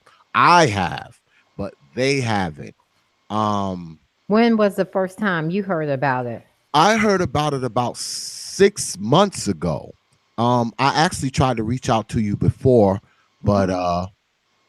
you ignored me, madam. But Wait, it's oh, okay. did you? But Did it's you okay. really? I But it's okay. don't know. But it's okay. I wasn't I gonna wish bring I it. would I have. was. I wasn't gonna bring it up. Yeah, you may have, and yeah, because I get so I, many wa- little different yeah, things. But I wasn't gonna bring it up. But are you sure you reached out to me? Because yes. I thought you just reached out to me recently. That's when I saw it Uh, pop up. you know You reached why? out before? Yes. The reason why I reached out Okay. to you this time is because as everyone know, as you can see down at the title has changed. If you're looking down about right here, see the wrong hand. Oh yeah, right hand. Now, if you look right down here, you can see that the title has changed, y'all. Right? Because I was supposed to have Desmond Marrow on. Mm-hmm. Him and I had spoke. Okay, and he said he was gonna. I actually tried to get him on last week, and he couldn't make it last week. So he was supposed to come on this week. And what I did was I was on his Facebook page. And when I went to his Facebook page, I saw someone else who has been on my show, Miss Gina Bess. Gina Bess has been on my Oh show yeah, talking about her yeah, daughter, yeah. India Kager. So when I saw Gina Bess, I saw you on Gina Bess's show, on Gina Bess's Facebook. I'm sorry. I Okay. saw you on Mrs. Best Facebook, and I was like, wait a minute. I said, I've seen her. I said, that's Jamarion's mom. Okay. So of course I clicked right to there. Yeah, that's when I decided to reach out to Right. you Okay. I'm again. glad you And did that's because I how didn't get the first one. I yeah, apologize so for that. And then it may have went to I my old page. I got like an old page. Yeah, it yeah, could have went there. I'll follow the breadcrumb. I'll follow the breadcrumbs. Yeah, I can follow some breadcrumbs. Right. I'm good at that. Right. So that's how I ended up getting back in contact with you again because Okay. I saw you on Mrs. Best's page. Okay. And Mrs. Best is a friend of the show. She was on my show before. Okay. So, that's how I ended up getting reconnected with you. I said, Okay. I'm going to try to write her again and see if I can get her to come on. And of course, you said yes, and here you are. Right. So that's what happened. That's how that happened. Gotcha. So, but I'm glad that you decided to come on. Thank you so much for Mrs. having me. Robinson. I would like to end with my quote that I always end with. Absolutely. Say whatever you want. Okay, social injustice of the 21st century against Americans is comprised of police terrorism, police brutality, police false narrative, and mass incarcerations here in the United States. Likewise, we are plagued with deceptive lies by judges and prosecutors. As Americans, we must come together to purge these acts of social injustice through, through enforcing upon law enforcement, judges, and prosecutors the laws meant for our protection and reform this errant culture. Well said. Well said. Um, Once again, I want to thank you for coming on, Miss Robinson. Thank you for having me. Make sure you get me that information. Oh, Um, yeah. I'll email it to you as soon as okay. we disconnect. Okay. You and I will speak tomorrow. Okay. I'll make Okay. sure. If we don't speak tomorrow, maybe Friday, because I do have a meeting in the Okay. morning. And Okay. Well, yeah, we'll do it. Well, we'll do it Friday then or if you over the want. weekend, if you're Yeah. available over the weekend, would be Right. better for me too as Okay. well. Okay. Yeah, that'll probably be better for me too, because Yeah, let's do maybe Saturday I've been sometime. kind of top loaded here lately with my shop. Yeah, So me too. yeah, so we'll talk within the next 2 to 3 days or so. Okay, that'll work. I'll go over the stuff that you send me, Right. I'll email it to you as soon and as we I'll get in disconnect. contact with my folks, and I'll see Okay. what we can do, and we'll talk about it like Saturday. Okay. Okay, that'll work. All right. And All once right. again, thank you for coming on, and we're gonna see what we can do about this. TPOT is gonna try to help as much as we can. All Thank right. you so much. And We- thank you to Mr. Faulkner for taking the time out to have this You're conversation welcome. It's They it's don't with us. they don't therapeutic. want me to have to come down there. Hopefully I helped you out a little bit, and Oh, hopefully this you did. hopefully it's more therapeutical. That not all officers are like that out there. Right, right. Because some of my, like I say, some of my son, his girlfriend and him, some of his friends are police officers. So, and I know Yeah, them, they're like good people, they went to school with him, et cetera, et cetera. So, and I you understand the know, life of a police officer. But like I said earlier to you, ma'am, right is right and wrong is wrong. And exactly. even one of my partners walked in for the midnight shift, and she even said that's overkill. That's too much. You need Right, some closure. You need some answers. right. And hopefully, if I can help you out in any way, and maybe point you in directions, hopefully it'll get you that closure and continue your son's memory in a positive light. Right, exactly. Exactly. I totally agree. Yes. So thank you, Mrs. Robinson. Oh, you're And very welcome. You well, all have a great evening. yes, we'll You too, speak in a ma'am. couple of days, madam. We All will. You too, right. ma'am. All right. Make sure you give me that information. Okay, I'm gonna send it to you right now, All promise. right. Thank you. Hopefully, Thank you, And hopefully the madam. good, hopefully the good creator keep giving you strength. oh, thank you. Keep just continue, to pray for me and my family. Ask your Yes. listeners to do that, Absolutely. because prayers make a difference. Absolutely. And I will talk to you soon. All right. Good night. Take it Bye easy. bye.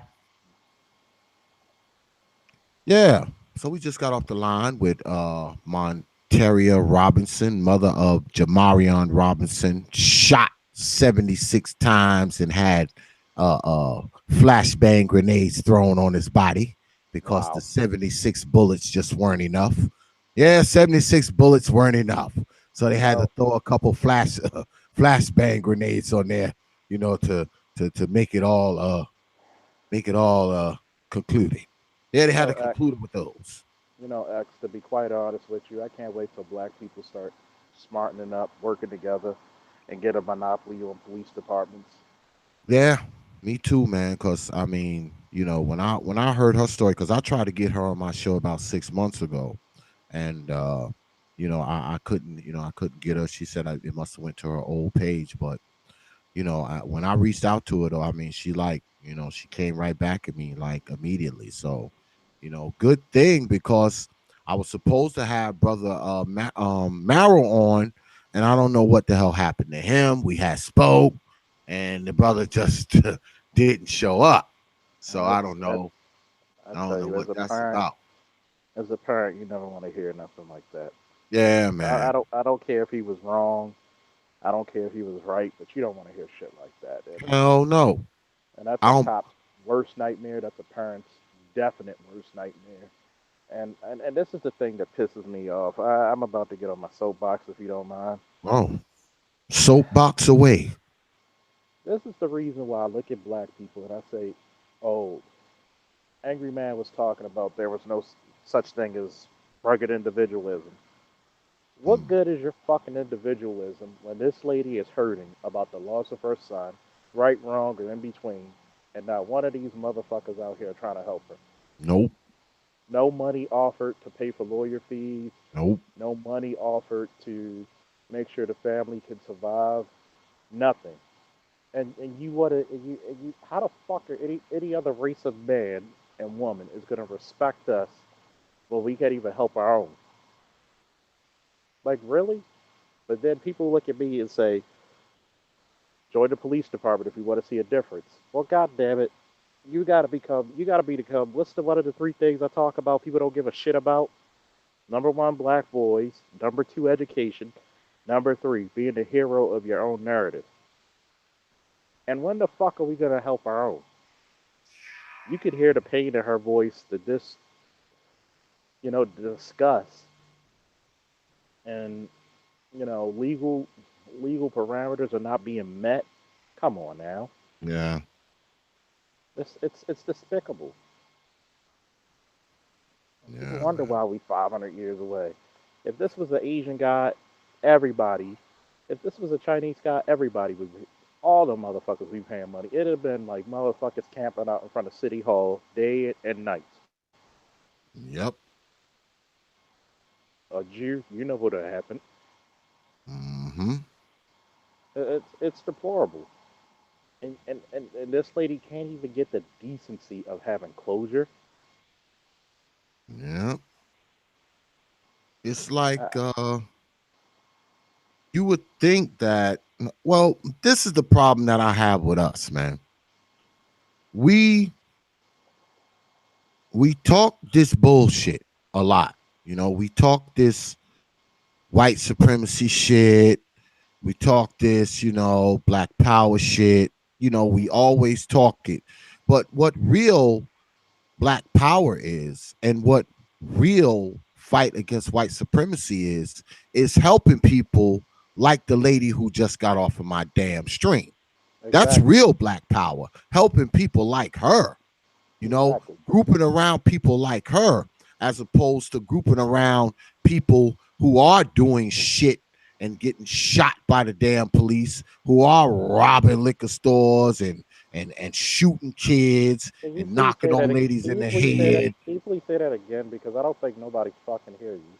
No, what I'm saying is instead of gathering around people who are robbing folks, knocking old ladies in the head, shooting kids, and they ended up getting shot by the police, we need to be looking out for ladies like her because that boy was innocent. He didn't have no record, he didn't have no felony. He got shot 76 times, and guess what? The person they was really looking for, he wasn't him.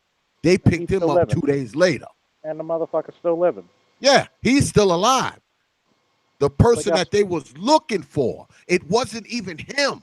It but wasn't you, even but, like it was him. but you You know what the fucked understand? up thing about it? She could barely get any help.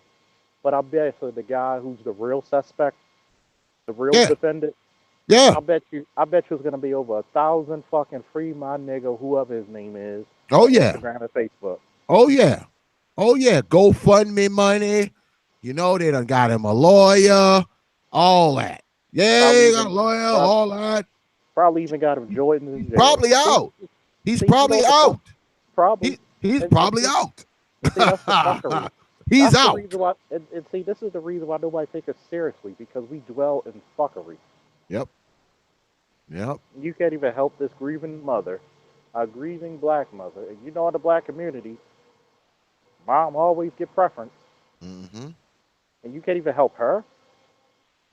That's what I say, man. A lot of times, and I was telling her, I said a lot of those so-called activists, man, they ain't never met a damn television camera that they didn't like. Uh-uh. Okay, they The want to kind of get it. people. They want to get in front of a damn camera crew and jump up and down and talk all this shit. And when the real work needs to get done, their asses ain't nowhere in sight. They Oh full of hell no. crap, and they never Oh make hell shit no. happen anyway. They never make anything happen, man. They They don't. don't. They never make anything happen anyway. They If they don't. were real, if they were real activists, right? They'd have been pitched outside that damn city hall, the police station, or anything. Or some answers would be answered. Something. That lady should not have to worry. See, this is the point about when shit happens in other communities. A grieving mother, a grieving father, a grieving son or daughter would not have to worry about shit for the rest of their life. Exactly. Exactly. We can't even Exactly. get we we can't even get together and say, hey, okay, if this was a guy who was a criminal committing a crime, it is what it is. He shouldn't have been doing a crime. But an Yeah. innocent person Innocent person, at the man. wrong fucking house, Yeah. we can't come together. Yeah, man. I mean, Wow. one of the most stupid ass niggas get shot down after they did something stupid. But when when somebody's totally innocent, man, and they're just dead on some bullshit, I mean, that's something we gotta stand up for, man. We Not all. gotta. That's why Not always. I'm gonna look out, man. I'm gonna get in contact with some of my people down there, man, and see what the hell is going on, Not, man. not See if we even can just help out. innocent bullshit. It's just fucked up beyond recognition the whole way around. Yeah, it is, man. It is. It Mm, is. But that's all right, though. TPOT, we look out for our people when they are in need. you have So, to. yeah, we're going to look out, man. Because unlike other folks, here at OTPOT, we actually do shit for black people. Yeah, we do shit for black people for real. We don't just get on here and talk about the shit. We Yeah. really do shit for black people. Yeah, we do. And if you don't believe me, check my goddamn archives. You'll see some of the shit that we've done for our people. Because we don't just talk it, goddamn it. We walk it. You should Yeah. try it sometime, black folks. It's actually quite liberating to look out for other black people. It's quite Oh, liberating. oh my Um, god. yeah, so I want to thank y'all for coming through tonight. I'm sorry. I know a lot of y'all probably showed up, thought y'all was going to see Desmond Marrow. I don't know what happened to the brother. Maybe me and him will reconnect, and I'll get him back on at some other time. But it still ended up being a good show. Miss Robinson was able to tell her story and tell Jamarion's story, so now y'all a little more familiar with that. Um, if you're watching the playback of this, that means you've already seen the information. I put the flyer up and put the information up. Her GoFundMe, her Instagram, her Twitter, and her Facebook. You can hit her up yourself, to show some support or possibly, donate a few coins to her cause because I'm pretty sure she could use it, for lawyers and expenses and shit like that because I know she's been I went through her Facebook page, she's been out there. I mean, she's been to City Hall, she's out there marching, she's out there protesting, she's talking to people. I've seen it, she's doing it. She's out there fighting for her son, and I admire it. You know, I believe the only reason why she came on tonight because it's been a while. It's been almost 2 years since this has happened. So, she was able to contain it. She got a little sad here and there, but for the most part, she's a pretty tough lady. And guess what? She could probably use our help. We need to look out. So if you're down with TPOT, you need to be trying to look out for Miss Robinson because TPOT is, okay? Do what I say. I command you. Always a Yeah, pleasure, X. yeah. Always a pleasure. Yeah, y'all need to look out, look out for Miss Robinson, because she can actually use our help. Jamarion was killed and he was absolutely positively innocent. He wasn't bothering nobody. Freaking the police came there looking for somebody else. He wasn't even that person, and he got shot 76 goddamn times. 76 bullets they pulled out of that boy. Don't make no goddamn sense. But yeah, I thank y'all for coming through. I thank my mods for coming through. I thank you for watching. And what I need you to do, first of all, I need you to put some coins in this here bucket right here. You see right about here somewhere? See it right there. Put a few coins in the bucket if you don't mind, because everything you give me, I put right back into your TPOT machine, and we use it to make TPOT better. And guess what else? When we get some of those donations, what we're going to be starting to doing now is we're going to start giving some of that money to people like Miss Robinson. That's right. That's what we're going to start doing. Okay. We're going to start taking our donations and we're going to start giving that money to people like Miss Robinson. That's what we're going to start doing. So when you donate to me, you know it's going to a good cause. It's going into the old T.P.O.T machine, and also it's going to be going to folks like Miss Robinson to help them out. So if you can, look out, put a few coins in the bucket. All right. You know it's going to get used right. It's not like I'm taking your money and buying beer and reefer with it. I'm actually going to put it to good use. And also make sure you put a few likes up in here.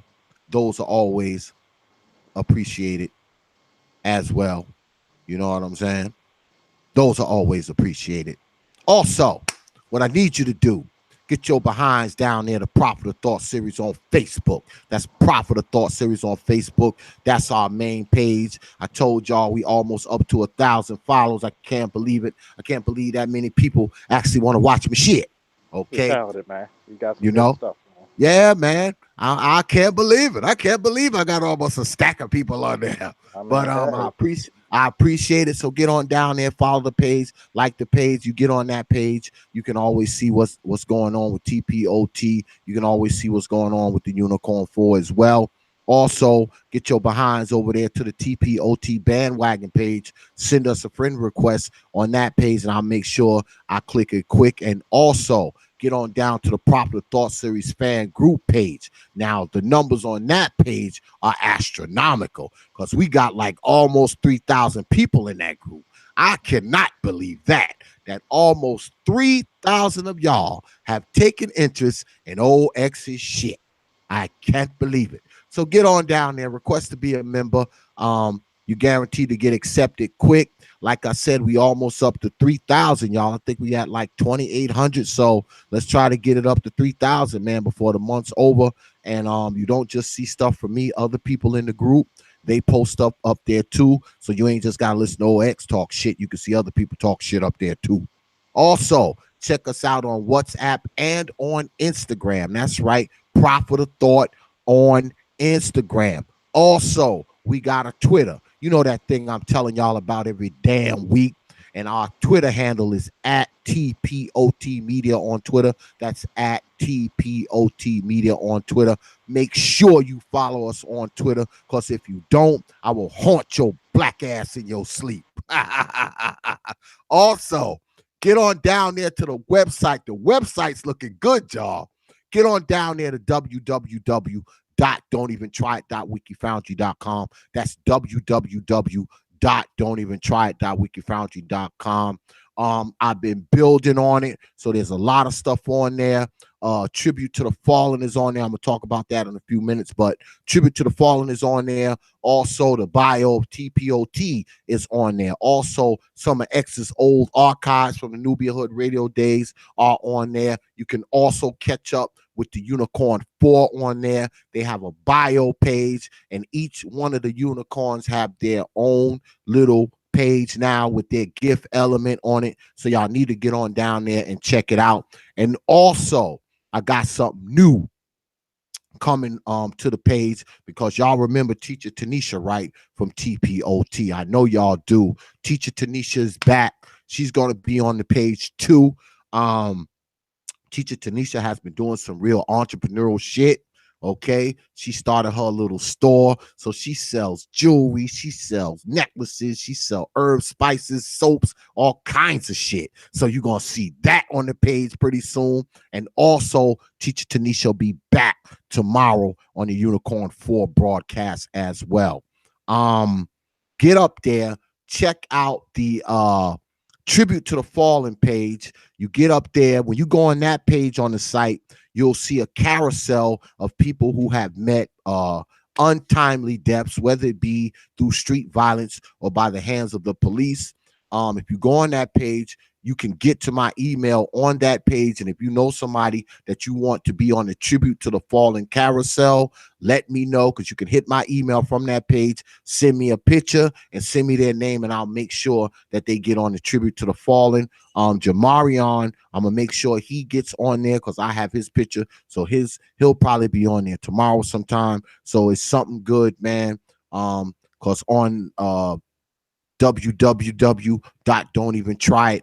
They are going to live forever as long as that site is up. So if you know somebody that has been killed, somebody related to you, or even somebody on the news, send me that picture, send me that person's name, and I'll make sure that they get on to the tribute of fallen carousel so they can always be remembered up on the old TPOT website. Once again, I want to thank Miss Robinson for coming on. Also, I want to thank my man, Brother Faulkner, for coming Always a through. I pleasure. appreciate it, brother. I do. I know it was kind of tough, because she was getting a little angsty there for a while Uh, because once she knew you was a cop. Man, it's part of the career, man. I know, I know. And the one thing, hopefully I help comfort her to let her know that all officers are not out there to hurt people. Where majority of us are out there to help people. So Okay. hopefully this shines a better light on police, the light that we don't get to see very often. It's a damn shame we don't. And hopefully she gets closure and she gets all the help and support that she deserves. Well, you heard what I told her. I said, shit, you wouldn't even know Brother Faulkner was the police if he didn't tell you. as and much that, and shit, that's as much and that's shit as he talked, you wouldn't even know he was the police. yeah, and I think that's one of the comforting things when people speak to me. Like I don't come from them from a higher standpoint or mightier and holier than thou standpoint. I'm a human being first. I'm a black man first. Absolutely, man. I appreciate it, brother. I I appreciate you coming appreciate on, man, and kind of, you. kind of, Appreciate kind of taking her swipes that she was swiping because she was swiping at you a little bit. She was you. swiping at you. You can't hurt the man of steel, man. Yeah, yeah, I know. That's why I told you to come on. You can't hurt the man. You see my new avatar. I got Shango up there. Yeah, but The I knew it original was going to Thundergod. get good once you came on. I was like, well, I'm going to bring Brother Faulkner on because Brother Faulkner's a police officer. I knew it was Yeah, going to get good once you came on. yeah. But And I'm it not was all afraid to. good. I'm not. It was all good. That's good. I'm glad she's doing. She feels better. Yeah, Glad she yeah, feels yeah, yeah. better. She didn't. She got better after a little while. She started off a little angry, swiping at you a little bit, but Hmm. she came around. So I, I, I she try came my best. around. It's part of the reaching out and helping the community part. Yeah, it's all good, man. This That's this it. is what we do here, man. We Of course, we open minds. the That's open what we mind. do. We Always, open minds on this platform. of course, So, always a pleasure, brother X. Got to talk to yo, you next time. yeah, man, I appreciate it, brother Faulkner, man. Thank you, brother. Thank you for coming through, man. I appreciate it. Anytime, man. All right. And with that, oh, also, make sure y'all have y'all black behinds here tomorrow, because tomorrow the Unicorn 4 will be here live and direct. Lady Cats, Lady Ming, Lady Classic, and Lady Kendra. And yeah, y'all need to go down there and check out Lady Kendra's page. Yo, go down there and check out Lady Kendra. Lady Kendra been dropping some hot videos, man. You need to go down there and check Lady Kendra out, man. She been dropping some fire, man. Those last two videos she did was outstanding. Very, very good shit. But that's what you get from people who are connected to TPOT. But anyway, make sure you have your black behinds here tomorrow for the Unicorn 4 broadcast, because we are going to be talking about some simple solutions. That's right, some simple solutions. All right. So make sure you hear tomorrow, 9:30 p.m. Eastern time, same channel. Y'all already know what it is. You know. And with that, I will leave you with three words, like I always do. Open your minds. And we are out of here, y'all. The Prophet of Thought series.